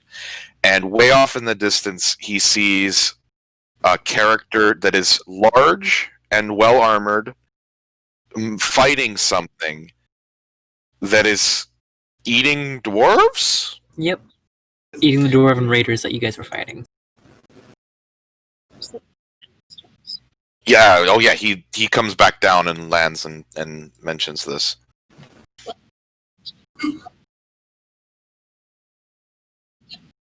So do you guys start bolting towards it?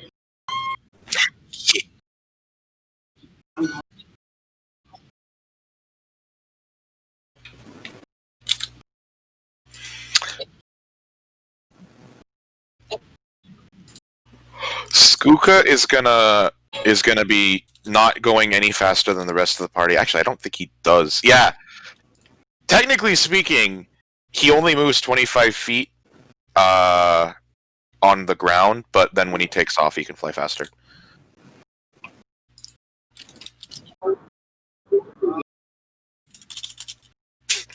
So you guys do finally make it after going through many areas where it doesn't even look like there's dirt, just a fleshy mound of undulating. Just bombing people with Helena. Actually, yeah, Helena, do you want me to pick you up?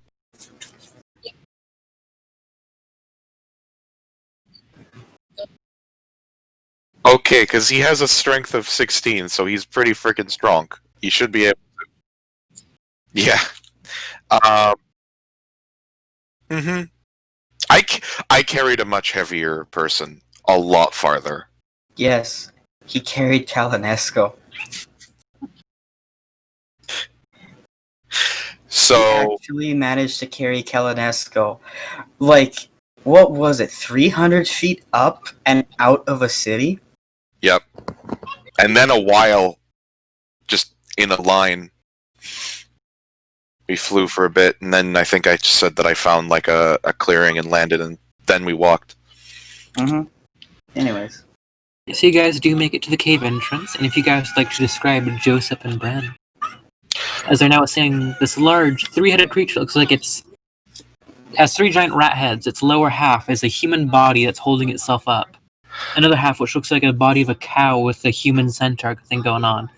The last leg is just a bunch of mangled tree roots. Real quick. Barking, hissing, and it's ripping apart a dwarf in half.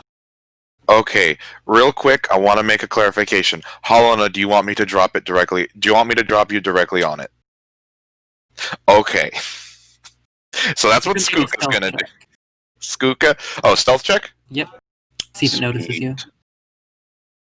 Nope. Yeah, I get to use my rogue thing for once. Alright. So you do get a surprise round in just a second. I'm gonna draw stuff. Okay. And Dwart, you there? Yes. Okay. Do you want to describe Bren first? Alright, so Bren is this dwarf He's wearing some chainmail. He's got a big old bushy beard. I forgot how tall I made him because I didn't write it down. He is a rather young dwarf. But you do notice that he has a number of contraptions strapped to him in all different forms. And next to him, you guys see literally like an upright box with legs, and every once in a while it goes crank.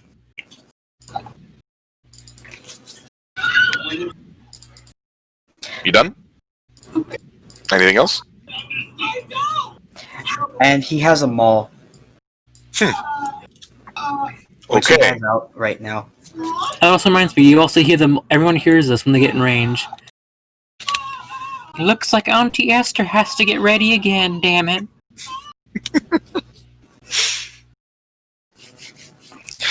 So Joseph is this absolute chungus of a guy. Like he isn't.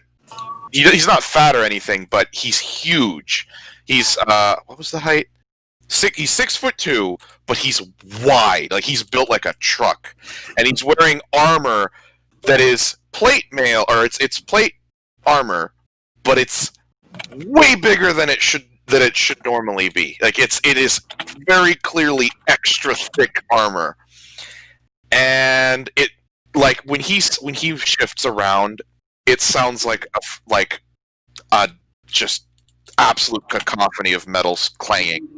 Like it very clearly is super heavy, and every time he steps down with his left foot, there is a very audible hissing sound, almost like air being released.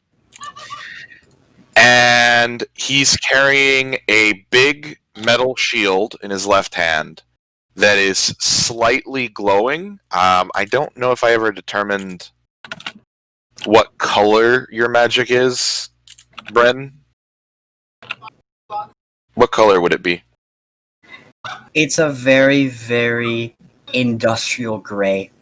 Okay. It's basically like got a very slight, just kind of white-gray glow. And on the front of it are these two... It's your armor that I enchanted, not Oh, your was it shield. the armor? Oh, okay.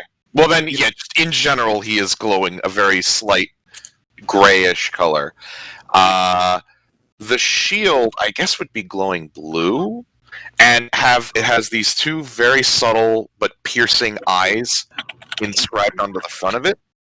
And in his right hand, he has a shotgun, but it kind of looks like a hand axe at the same time because it's got the blade of a hand axe under the barrel. And yeah, That glows too. that is also glowing a little bit. And you might have heard off in the distance as you guys were approaching several rather rapid, loud bangs, way faster than you should have been able to, considering that it is clearly a one-shot gun.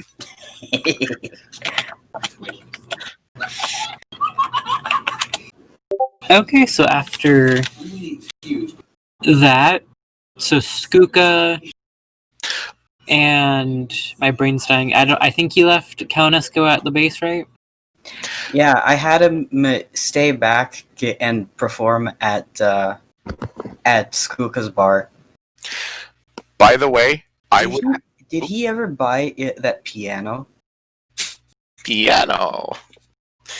Because I was actually like, can I convince Skuka to buy a piano to put into the bar so that Kaunesko can perform in it? I think it was brought up.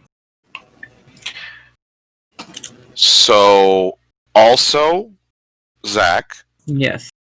the bird, the Ankh bird, would also be out, probably flying around above, acting as a, just keeping an eye on the Roll situation. perception with it. So that there's nothing that sneaks up on him. I don't have my equipment list on me. So, I need to go get. Let me see.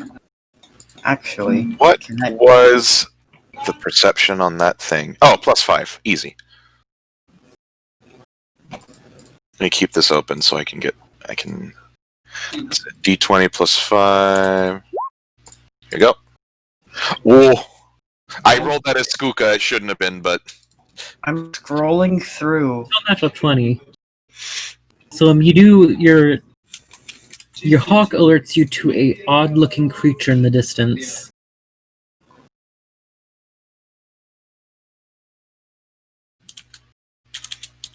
The first time.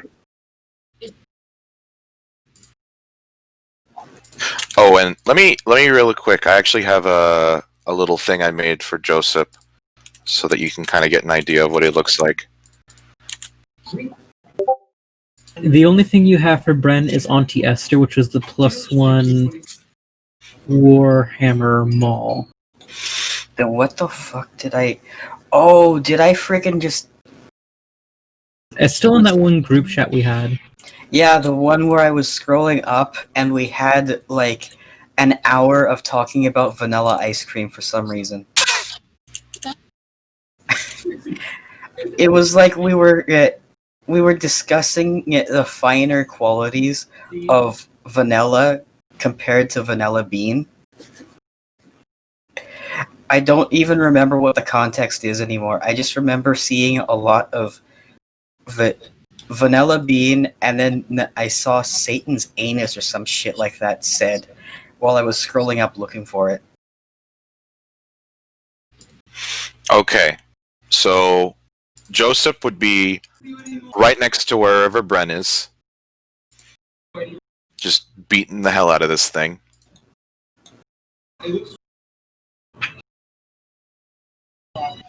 So before I forget, Suka, Yes. you get to drop Helena. However, the creature immediately reacts by throwing up what looks to be a tendon which wraps around you. Okay. Has to roll the hit first, though. Natural 20. Yeah. Now, I have a question. Yes. Joseph has a thing for this. Skooka is up in the air. So I don't know if you're going to do the thing where you try to step in front of it to take the hit. Let's see. Or the retaliation thing where you get to attack it. Where was it? Oh, never mind. I thought I had something for dealing with other people getting hit, but it's only when I'm right next to them. Never mind. Sorry about that. So you don't take any damage, luckily. However, you are grappled. Well, not grappled. You're restrained, so you begin to plummet. He's beginning to plummet. Yes. Let's see. Like, is he free falling or is the thing pulling him in? He's free falling. Okay. As a reaction, I don't remember if Featherfall was a reaction or not. Can you really quick...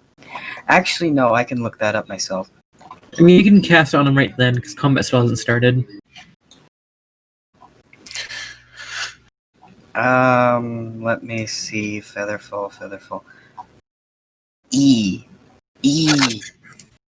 comes before I. Yes. But I was down in find traps, find familiar, find the path, find steed, feign death. And I found Featherfall. Yeah, it is a reaction. Okay. So, what,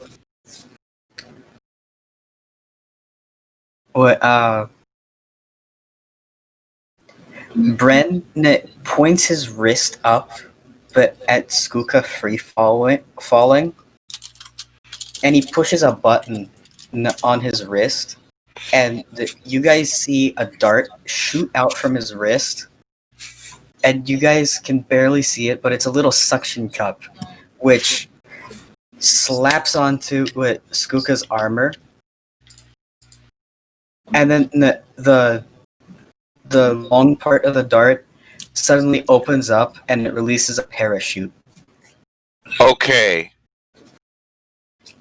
So. Wait, do I see Helena falling too? I mean, it looked intentional though. So she's falling down, but she has her axe ready to swing at this creature. So Joseph is going to do a goading attack. Is that okay? What it do? When you hit a creature with a weapon attack, which that includes ranged, you can expend one superiority die to attempt to goad the target into attacking you. You add the superiority die to the attack's damage roll, and the target must make a wisdom saving throw. On a failed save, the target has disadvantage on all attack rolls against targets other than What's you. the save? It would be a wisdom saving throw against, I don't know? Battlemaster? Yeah, Battlemaster has a thing in there. 8 plus proficiency, so 10. Proficiency's 10 right now, right? Or 2? It's +2, yes, but there's And an then additional thing in there. Plus your strength or dex, which would be 3 either way, so 13, I believe.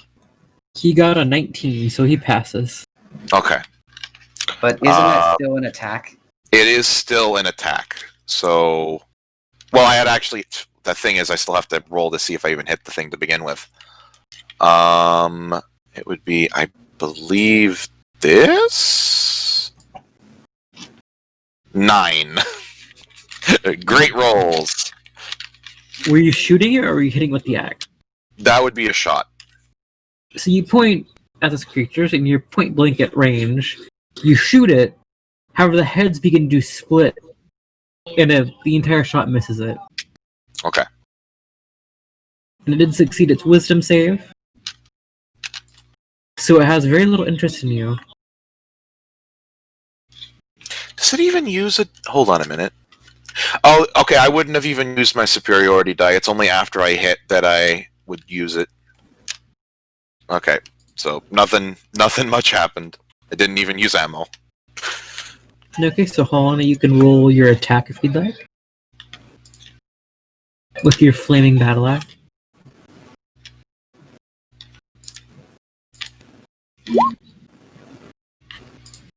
Yeah, no.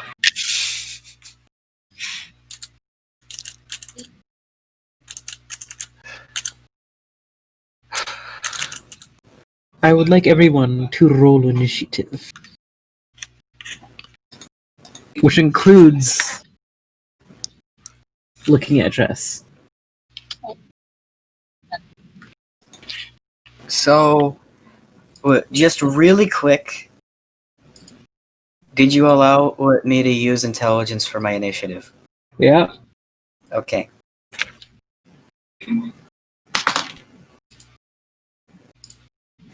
Uh-oh. 10. Should I put Skooka in? If you'd like, but he's currently restrained. Okay. I'll just put him near Helena.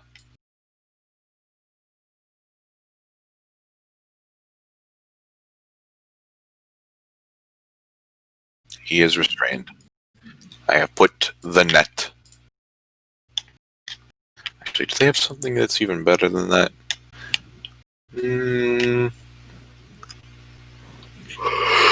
There's the X. Yeah, that's more for dead, though. Exactly. Dead.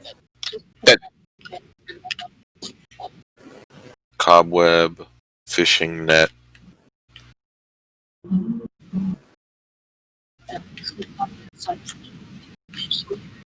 Sentry. What are these rolls? The rolls have died. Everything's going badly. I mean, I have a physical set of dice. And aside from the 19 that I rolled to gussy up Helena, I have not made a good roll yet. You said Brendan got 10 correct? Bren, yeah, Bren is a 10. Okay, that changes things up a little bit. God damn it. Bren 10. And then he activates a His watch on the armor, and he turns into a T-Rex. He casts polymorph. So, combat order is as follows. Radicalism. What? Radicalism is the thing you're fighting. Then it's Bren. Then it's I. Excuse me? You had the highest initiative, I believe. We rolled a 4 and a 5. The 4 was a crit fail. Wow. Yeah, Joseph, you're last. The 5 was a 2.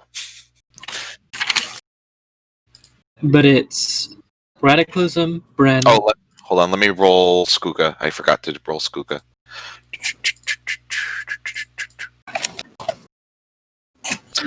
Okay, it says Joseph, but that's Skooka. He rolled a 9. So it's Radicalism, Bren, Skooka, Helena,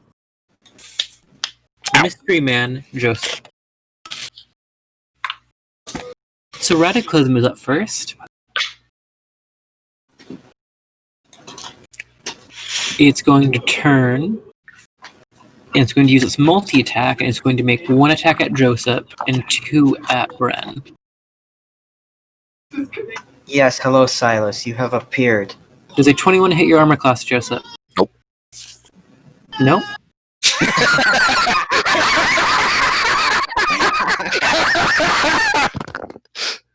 Does a natural 20 plus 10 hit your armor class, Bren?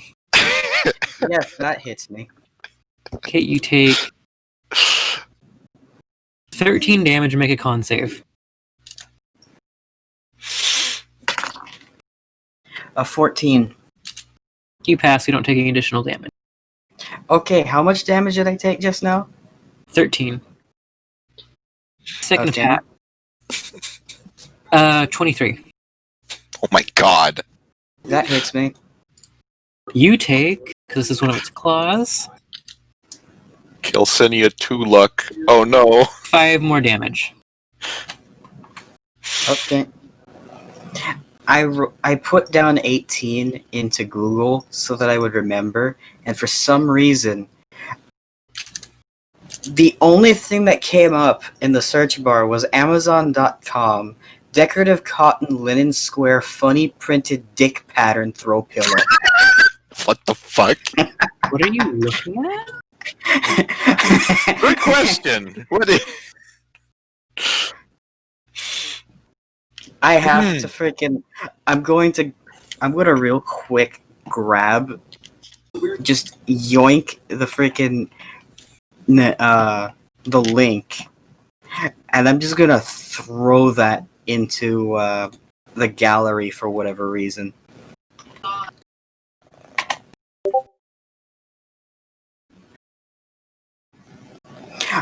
So that was from me typing 18.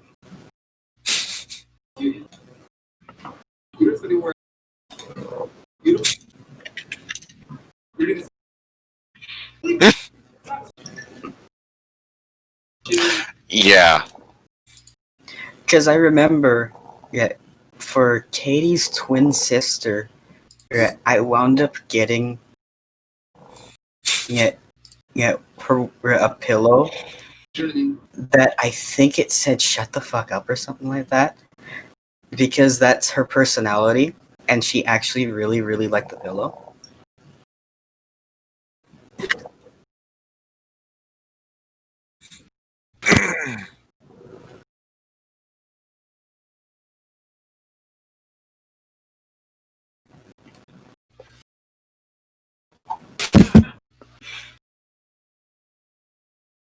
Ah, yes, you little gremlin. You did a thing. Of course you did the thing.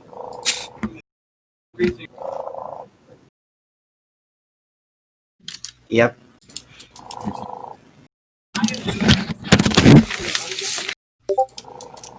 Okay, so next up it is Bren. Hey, Zach. Yes. Does the sky look more like the top picture or the bottom picture? Let me switch over. Oh my goodness, Silas. It freaking smells like you shit yourself. Get out of my lap. Oh my god! God. What the fuck? Okay. Oh, that would have been nice for me to write down. I could have cast shield on myself. Yeah, that's something artificers can do that's really, really, really, really, really, really good. Okay, so. Oh Ratchet my god. has that. Oh my fuck, Silas. You're second to last. I'm gonna go run to the bathroom real fast because I'm dead last. Oh wait, no, it's not Skuka. Oh shoot. Who's going? Yeah. Oh, Zach, do you wanna run Skuka for me? Because I'm technically not playing as him now. He was just, I was gonna play with it and just for shits and giggles. I was just going to have him just be stuck. Okay, I'm gonna go use the restroom. so, Zach, Yes. how close am I to them? To the To thing. the enemy, you're right up against it. So I am physically right up to it. Yep. Okay, so in that case, would you knock it off, Silas? In that case, ow! What's your fucking claw, dude?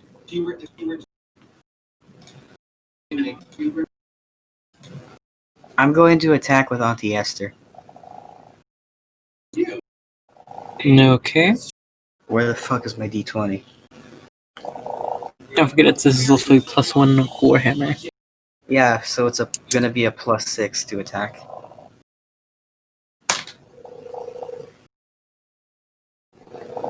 It's a 21. Yep, that hits. Okay, now. Come on, D6, come out. Oh my goodness, my D12 and D6 got stuck in the frickin' box. There we go. I got him out this time. Okay.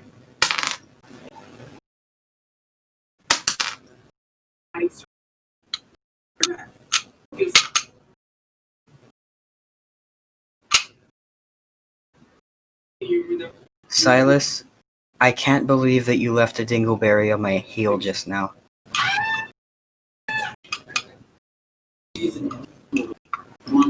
Okay, so Zach, Mm-hmm. 8 bludgeoning. -8. It's magical bludgeoning. Yep. Just If it didn't, it would be halved. It would have been halved. If it wasn't. My bad, my brain. okay. Now, what else can I do? Because you are in melee with it, so if you do move away, you would get an attack of opportunity. I'm checking really quick to see what else I have.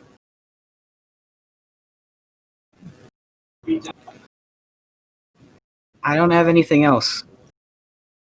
Okay, so at the end of your turn, it's going to use a legendary action to make a retaliative attack. Does 22 hit? Yes, it does. That is a bite. 12. Zach, I don't throw monsters at you with legendary actions. So why do you do that to us at level 4? I told you. I warned you. I warned you guys. After level 3, your ass is mine. Alright, let's see how Emery deals with the next thing I throw at you guys then. He I'm shall kidding. perish. He shall perish, and I have another character ready, and I have a character after that, and I have a character after that. I have been prepared after the hand incident. You know I'm kidding with you. How much damage did I take? See, it was a d12 2. You take a whopping whole ass load of 4 damage.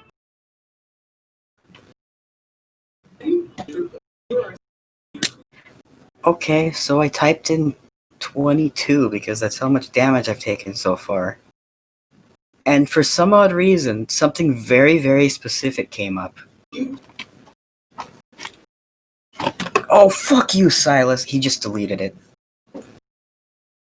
I put it back. The thing that's very specific that came up was 22,037 Japanese yen to US I have dollars. returned. I see a fox. Welcome back, Jason. Why Bren is bloodied. my bird is croaking? So is Bren.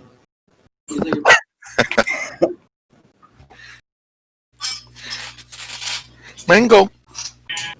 Whose turn is it? It is now Helena's turn.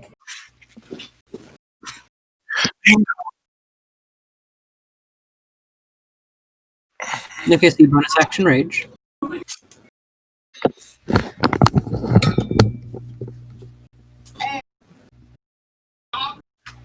Is she on top of it? Yep, she would have been right there. So you have advantage on your attack. Yep, that sure shit hits. Don't forget to add your D4 fire damage.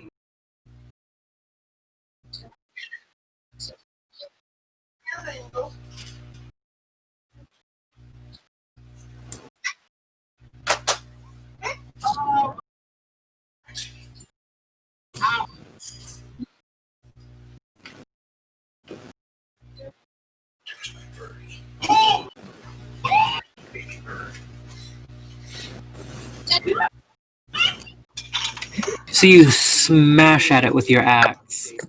It roils back in pain as the singeing wound left on it seems to burn a bit brighter. Is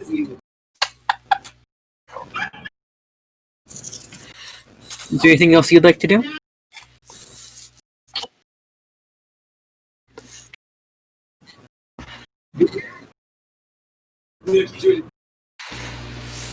Alright, easy enough.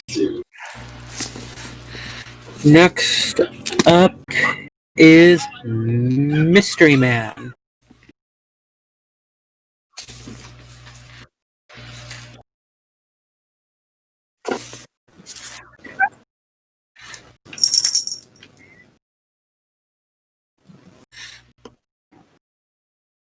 So what you guys see is, from one of the bushes, a black and, I believe, red fox comes out, and then pretty much in a whoosh of starlight turns into a man. Hmm.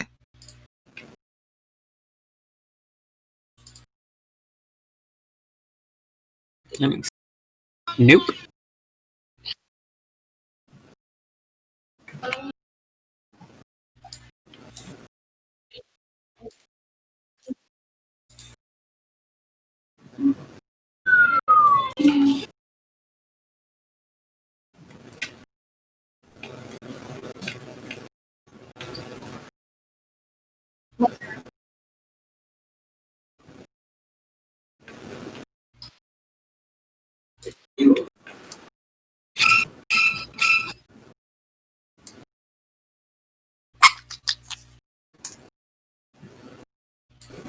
So is that your turn?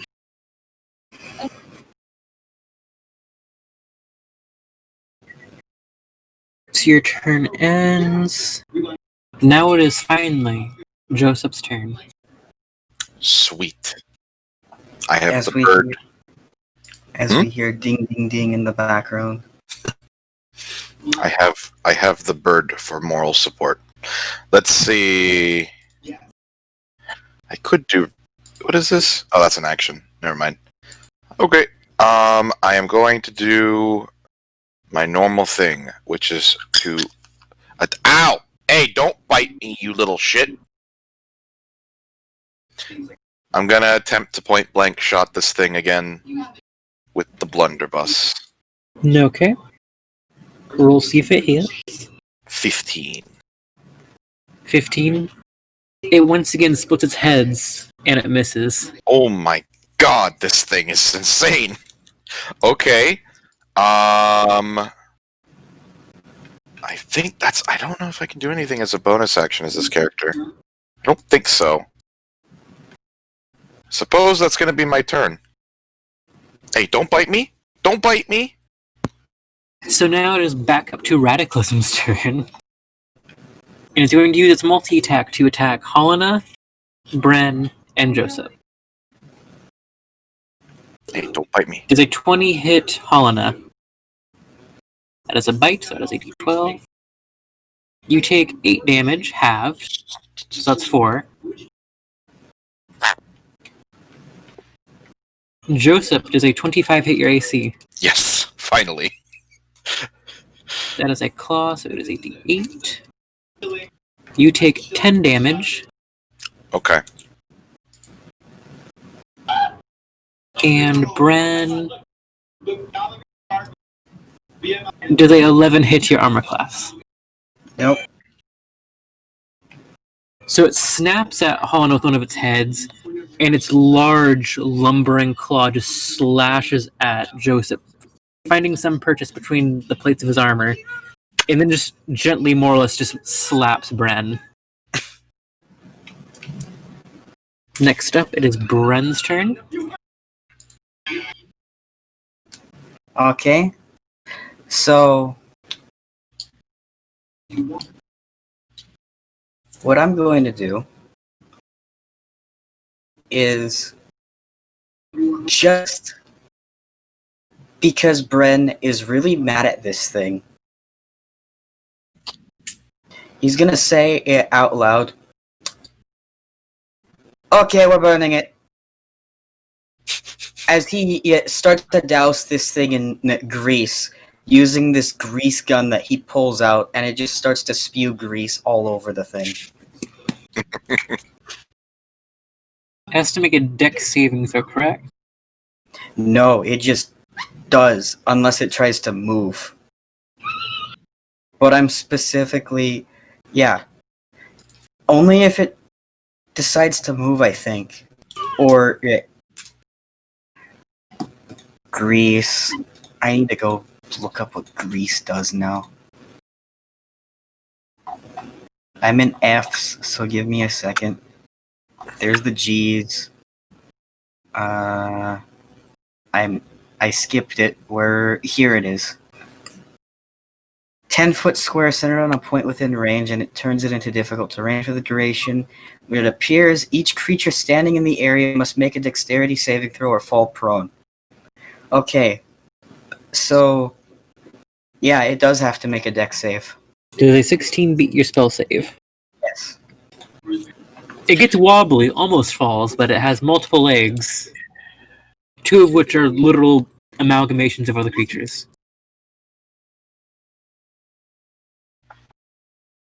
Okay. And I don't have any kind of potions or anything, and that was my action. Let me real quick check to see if I have a bonus action that I can do, but based off of the...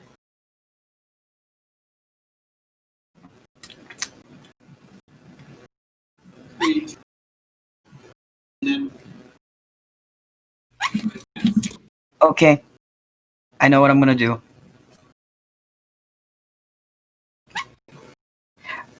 I didn't realize that Greg could attack. That requires my bonus action for him to attack. And he wouldn't be too far from you either. Okay. So...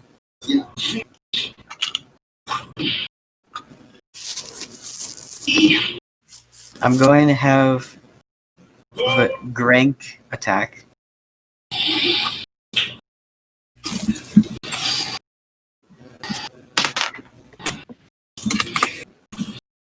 You're not gonna believe this, Zach. Natural 20? What? Natural 20? Yep. Well, that hits. Okay, so do I double what I roll for damage, or Yep. do I... You double it. I double it, I don't roll it twice. You double what you... Well, So with criticals and how they work now, you can roll, and if it's higher than the average, you take the higher number. If it is lower than the average, you take the average. Well, I rolled a 4. So, is that the average? I thought the average for a D8 was a 5. Is it? At least that's how it looks in monster stat blocks. They go slightly above half. So I always thought the average was the half. In a lot of monster stat blocks, and also in hit points, it always has it as like 1 above half. Like the average for a bard's the HP is 5 instead of 4. Real quick, Zach. Yeah. Not gonna change anything because I fucked up and forgot to post this. But I have this.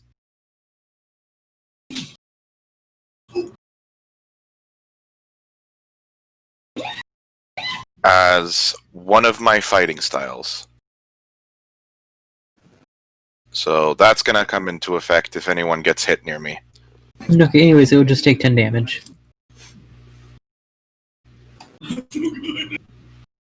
Well, no. What it does is it reduces the damage that the person takes. That's for Grink. Oh, okay.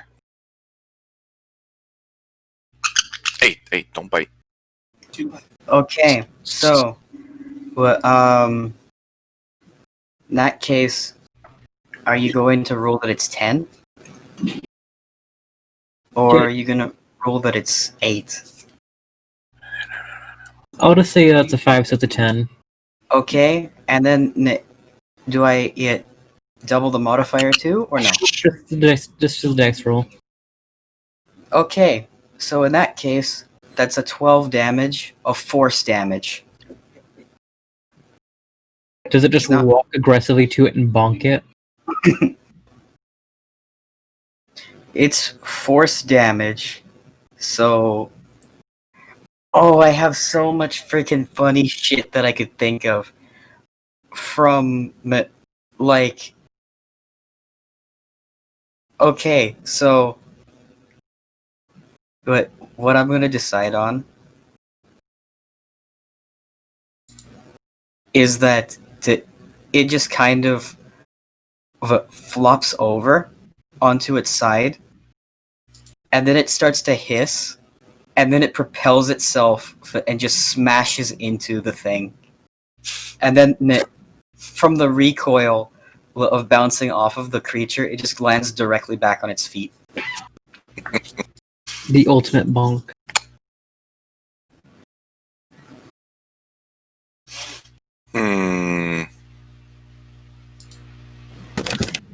Next up is Helena.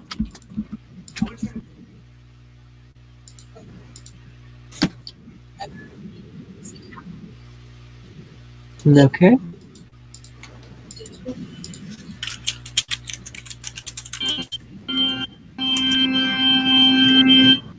What the fuck? That advantage roll, see if you get that crit. 19 just hits.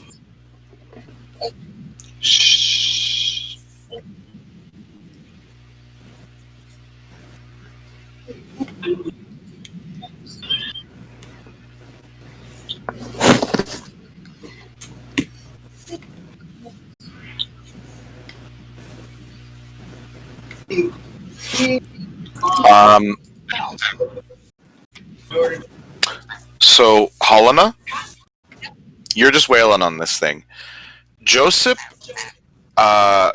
kind of motions for you to come closer. Like he kind of does that, like come hither with his hand kind of thing.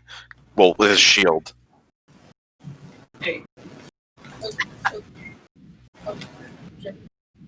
Yes. No.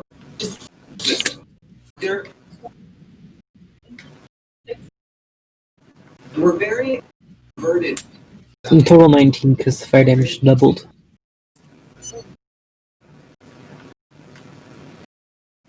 So as a reaction, it's going to use its legendary action to bite you. And since it is a legendary, or since he used reckless attack, it's at advantage.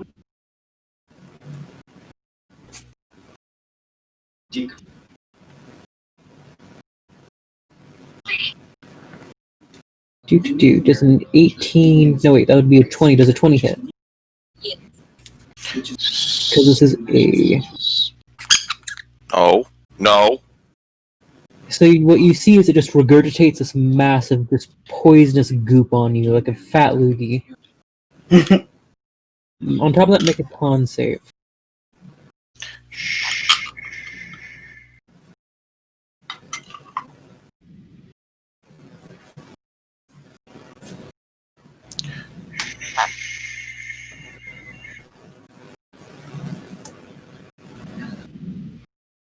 Ooh.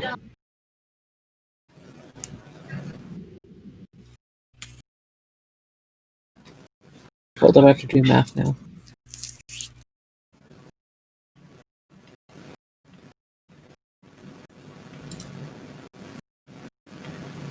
You take 18 points of poison damage.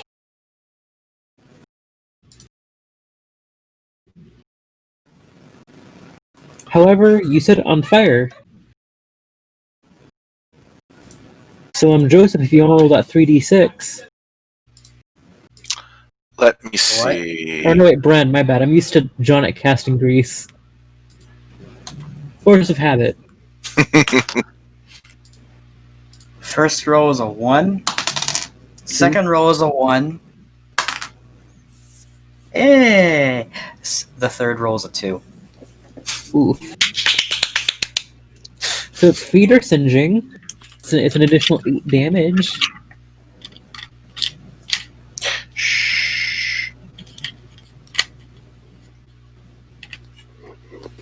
So that was Helena. Are you gonna move after that?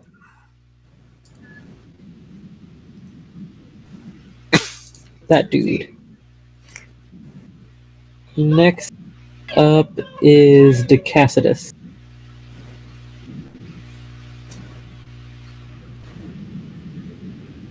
Mm-hmm.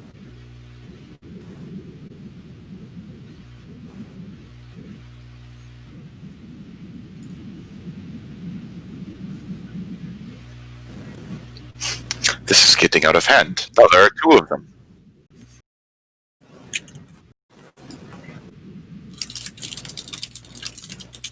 You guys see him tug at this invisible string as a shadowed and starry form of himself just apparates in space.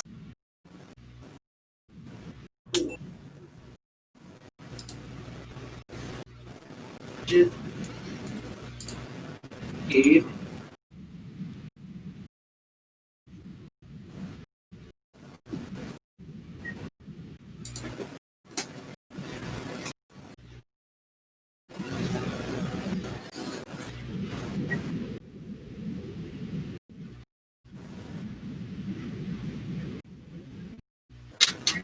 Okay.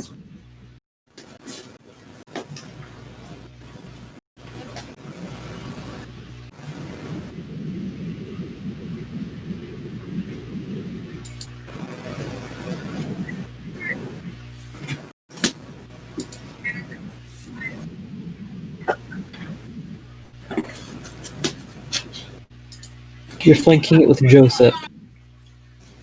Yes. That helps a lot.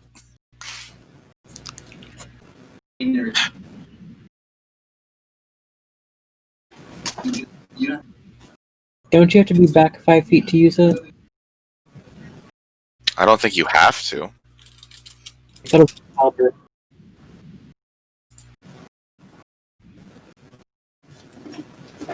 Yeah. There's no distance. It's not like a gun or a bow or a crossbow where... That was like a halberd.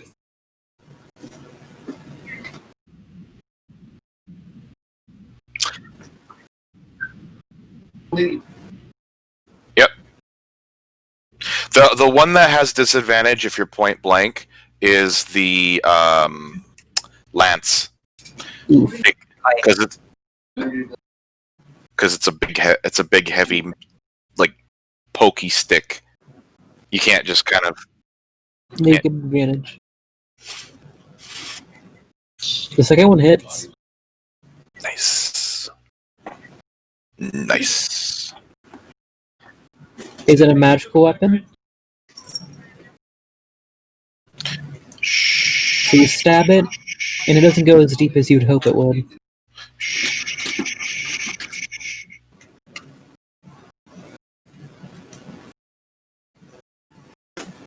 Do you want to do anything else to Cassidus?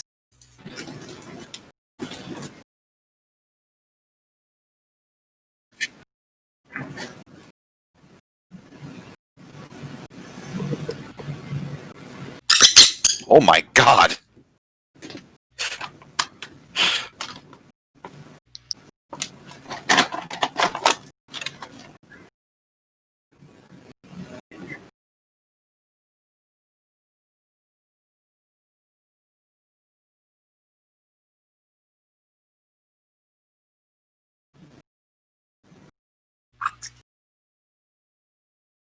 It does not have advantage.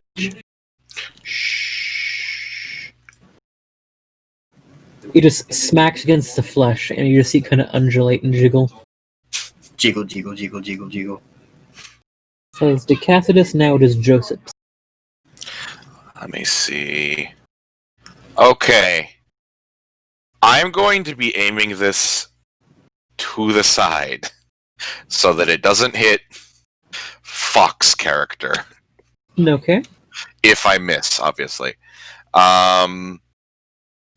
So, let's see.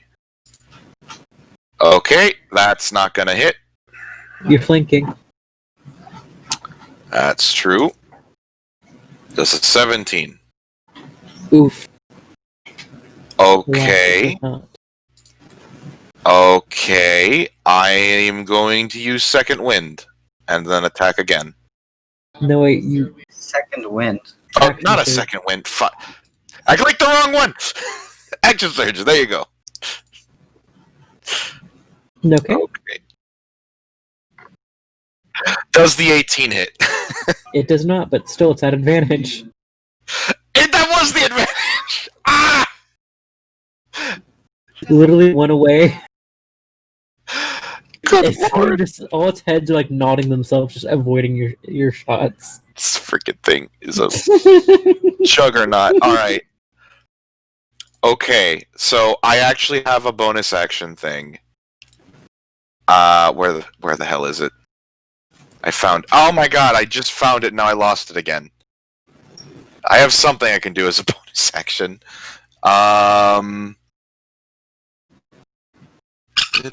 Bango, stop! Don't. No. Was that a... No. Forget it. I'll end my turn. Okay.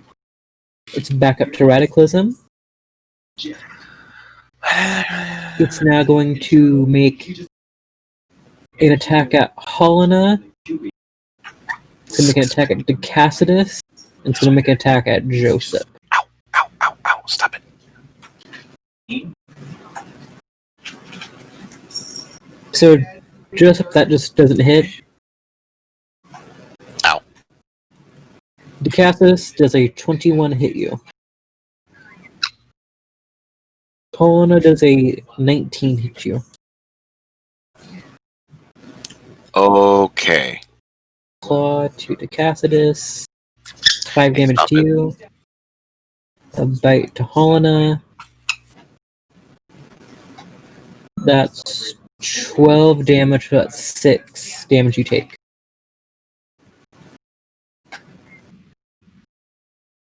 You take 5. Yes. No. It's slashing. Oh, I figured out what it was I can do as a bonus action. What? Second Wind. Oof.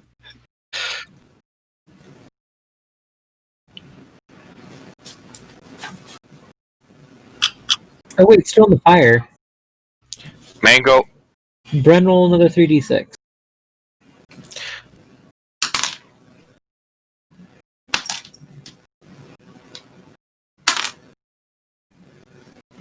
What was the damage that Wow. Holland? 12 total. 12 total. 24.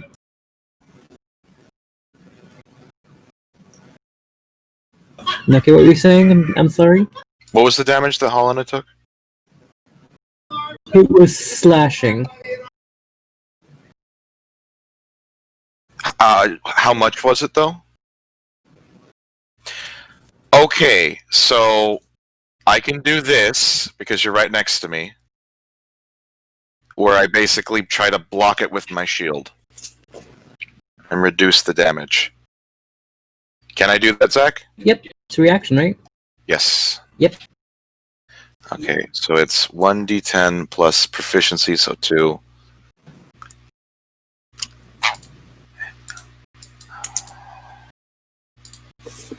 Okay, You take no damage as you just. His shield takes the brunt of the shot.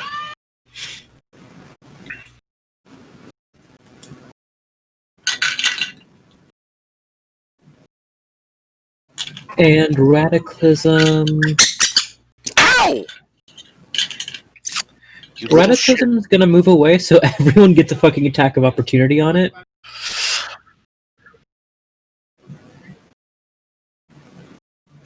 Yeah.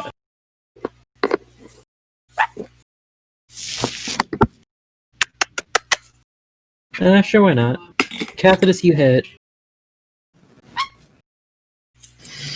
That also Okay. hit. Joseph, you miss again. Oh, do I have advantage? No, it's moving out of the space now.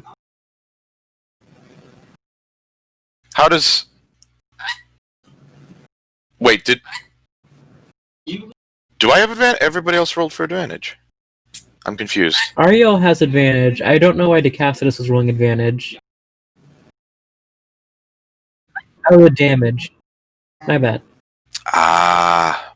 So, So my cat fucked up my roll. So I'm gonna roll again. Because the second that I rolled, he immediately dove on it and pounced. So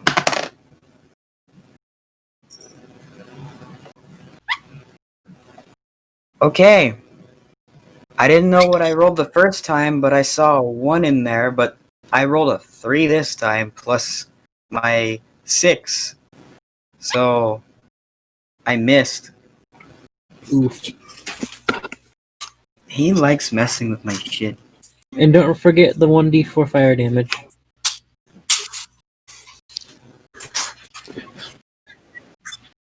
It's 32 damage in one turn.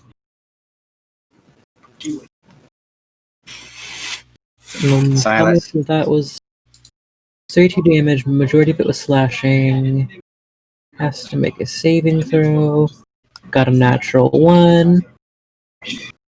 Do. Have to rearrange stuff. Getting smallened.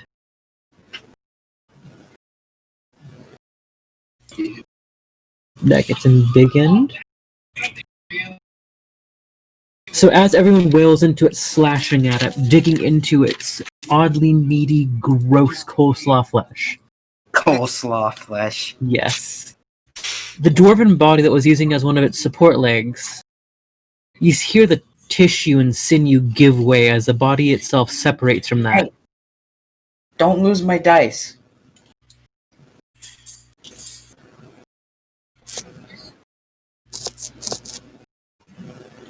He's batting at them. I don't want him to knock him under my bed. I'll never find him again. And that is its turn. What did I just tell you? No. So next up is No. Helena.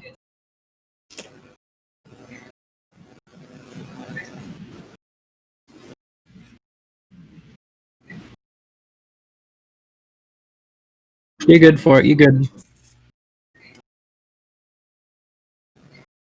Okay.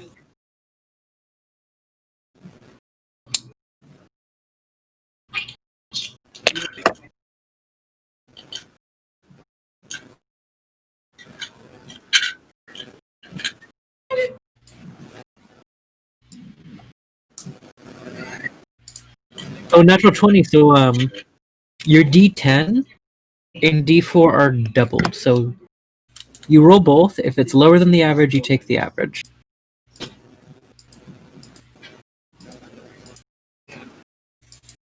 Zach, have you been having Helena's slashing damage with her axe? No, the weapon's considered magical. Okay, I just wanted to make sure that you weren't accidentally doing that. Okay, 16. Yep.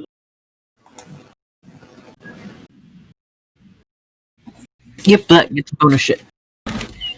2, 14. Helena, you did the same amount of damage that everyone did all together right then.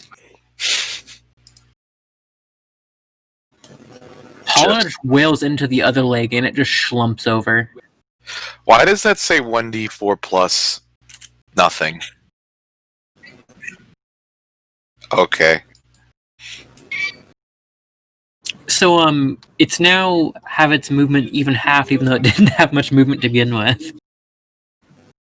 However, it's going to use one of its legendary actions to use a retaliative attack, which has advantage on against you. Does a 23 hit you? You take plus 2, 11 damage. That's halved, my bad. So that would be like 5. Next up is... I feel so bad. Brent, I skipped you. I'm so sorry. Am I really that forgettable? I'm sorry. I looked back at my notes and I saw Ari first. Okay.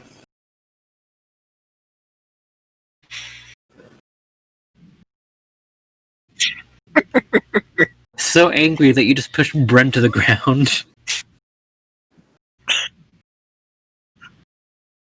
Fuck you, Greg! Kicks the trash can to the side.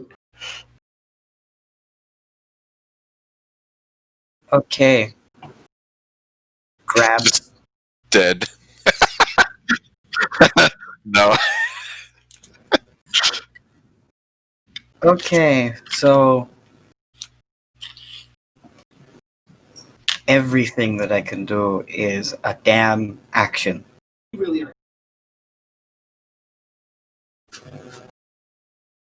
Please. You know what? I'm not gonna take chances. I'm gonna cast Cure Wounds on myself. Okay. Cat punted my D8 under my nightstand. Give me a second. He's just rolling for damage. I actually saw what it rolled, and it was a 6, but then he just flung it with the force of 1,000 suns. The might of Zeus in the little cat paw. So that's 6 plus my spell casting modifier. So that's 9. So I heal for 9.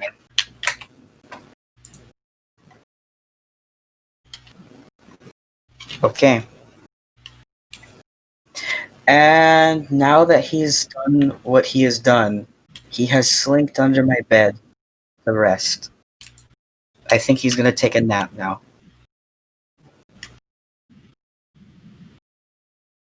Yes. Okay. So after that, let me see how much did this thing move away? From you, Yes, from me and Drink. it is currently 25 feet away. Okay, I'm going to move my speed, which is 25 feet up to it, and Drink is gonna come up with me, Okay. and I'm going to have Drink attack the thing. Roll for Grank Bonk. Where the fuck did I put the D20? I just had it. Oh, here it is.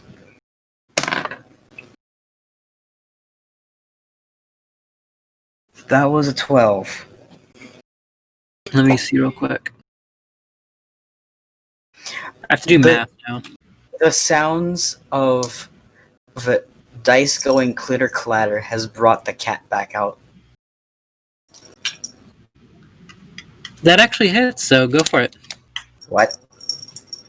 Its AC dropped because a part of it just split away.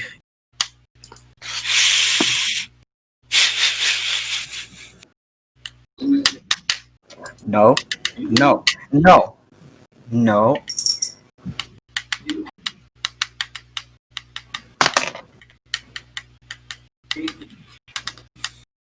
That's... Hey. No. That's 6 force damage. Okay, so this thing's starting to look rough now.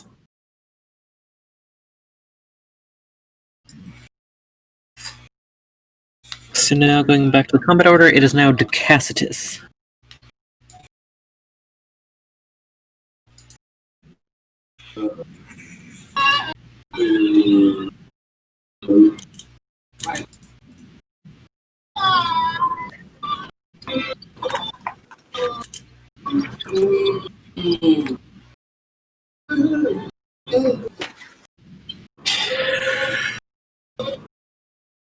Roll.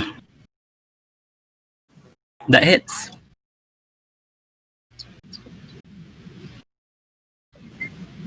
Which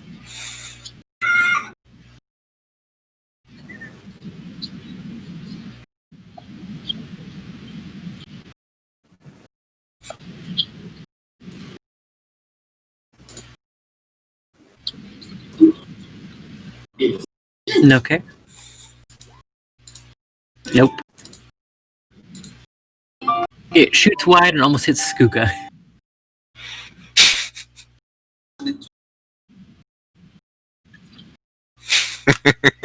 Now it is Joseph's turn.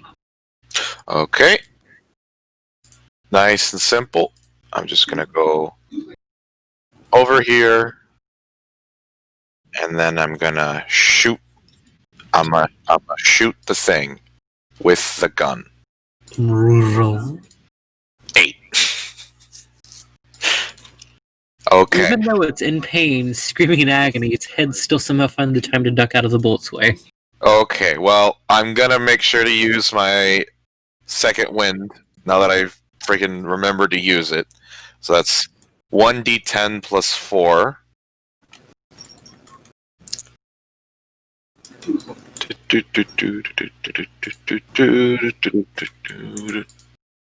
11. I am back up Okay. to full hit points. Have done the heal. And that's my turn. Okay. So now it's back up to Radicalism. Radicalism's going to attack Helena, Bren, and Joseph, as you're the ones doing the most damage to it. Melee Okay. attack? Yeah, so, but real quick, Yes. Grank is going to use deflect attack, and he imposes disadvantage on the attack roll of the creature. All of them? Or just the one on him? It says that the defender imposes disadvantage on the attack roll of one creature it can see that is within 5 feet of it, provided the attack roll is against a creature other than the defender. Well, with Joseph, it's a plus 10, and it was 223. It was 213, so it's 23. I'm sorry, I couldn't hear you. So it rolled 213s on a hit for Joseph, and that's plus 10, so it's 23. I don't know if that hits Joseph. That hits. Okay. Now Yeah. for Helena, is an 18 hit Helena? Because I got an 8.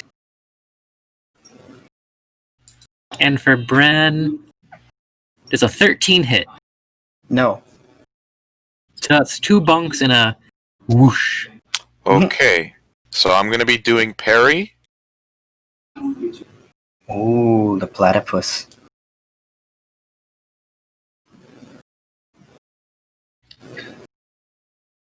Roll superiority dice. Which is... What was it, a D8? Shit, I should have looked this up.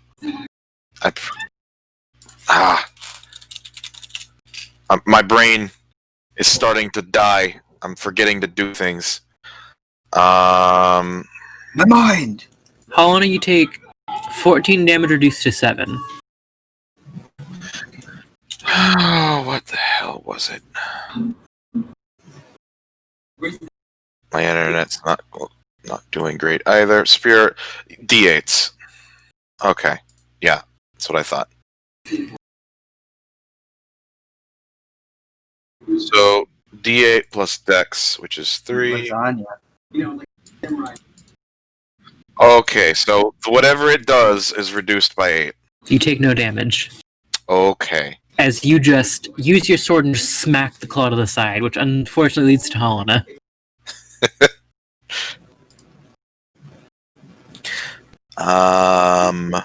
That's all it's going to do. Now its little buddy's going to go.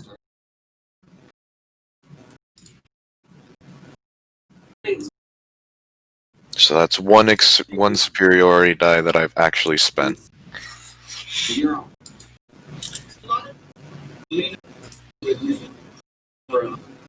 it's going to make 2 swipes at you with its long, gross, sloppy fingers.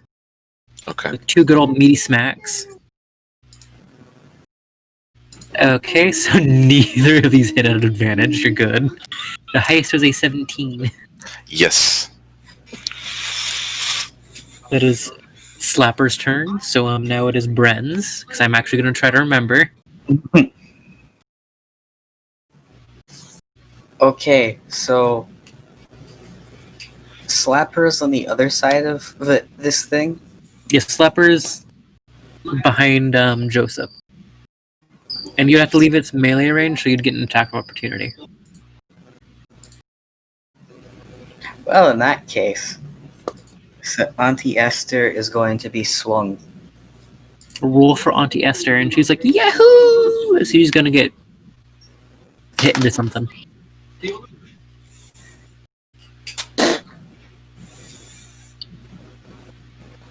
Okay, so that's a 19. That hits. Oh, my mistake, an 18. Still hits. Okay.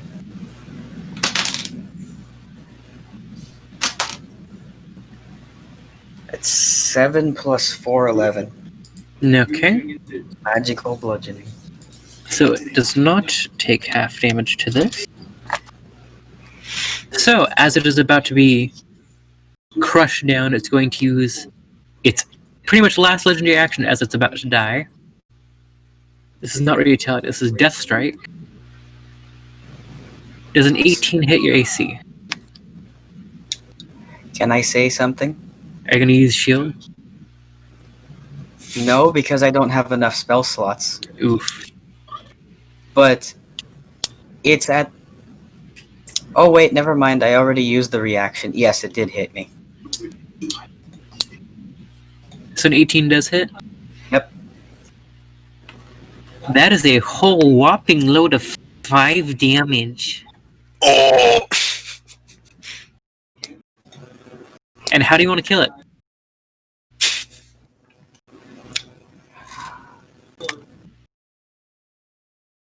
I'm sorry, I was just stunned by when I typed 18 and a cannabis store popped up into Google. What the fuck, Google? Stop typing 18. And the next thing in there is 1-800-Flowers. Anyways. So, it's gonna sound a bit comical what I'm about to do. Does this thing has an obvious mouth, right? It has 3 obvious mouths. It has 3 heads. 3 heads. Okay. So, what? And you said that it attacked me with a retaliation, right? Yes, it pretty much tried to snap at you one last time before it passed on. Okay, when it snapped at me, I'm gonna say that I jumped up onto the head and smashed it with the anti-Esther, ran up its neck, jumped over to the third head, smashed that head, then jumped over right, to the main head, and then just kind of roll off, and I'm gonna uppercut that third head. So you guys see Brent play whack-a-mole, and I check the other creature's health. Oh, okay, yeah, no, they're both dead. Psychic Link fucking killed it. You you killed it so well that it killed the other one. The feature of this thing is that any creature that separates from it takes an additional, 30 plus half the damage taken. And I was like, ooh, it's already at 30 health, it ain't gonna survive. The residual disrespect just transferred over and killed it as well. So the battlefield falls quiet. Some people are poking out of the cavern that you guys have recently set up as a sanctuary. And that's where I'm gonna wrap it up tonight because big sleepy and I have to work. So let everyone know, y'all is really close to leveling up to level 5, so pick spells in advance and stuff like that. Just in case, because I know sometimes people can take a while because trying to find stuff to fit your character and what have you. Oh no, I have to do 3 characters. Oh no. Yep, that's why I'm doing it in advance. You're getting close, but it's not going to be the next session. This is just in advance. Yep, there's going to be a long rest in between the session.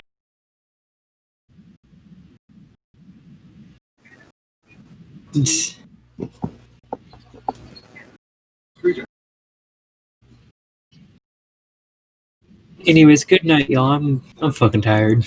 Yep. Good night. Hey, Oh, you also found 700 gold from it, as it just ruptures and a bunch of bodies came out of it. Anyways, good night now. good night. How did we distribute? Oh right, did we just put the 1200 into the first 1200? I mean, did we just put that into the shared thing? Because we have that shared pile.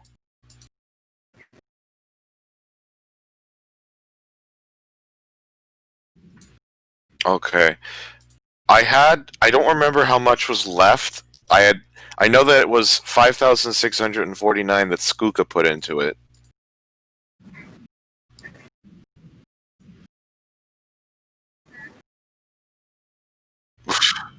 When I'm not sleepy. I'm freaking tired. Did I not put...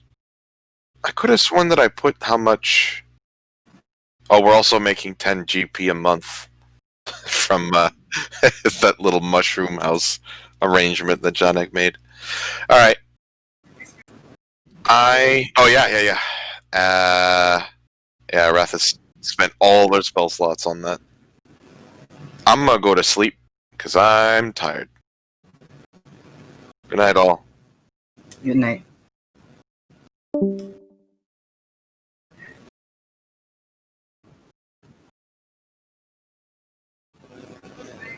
Bye.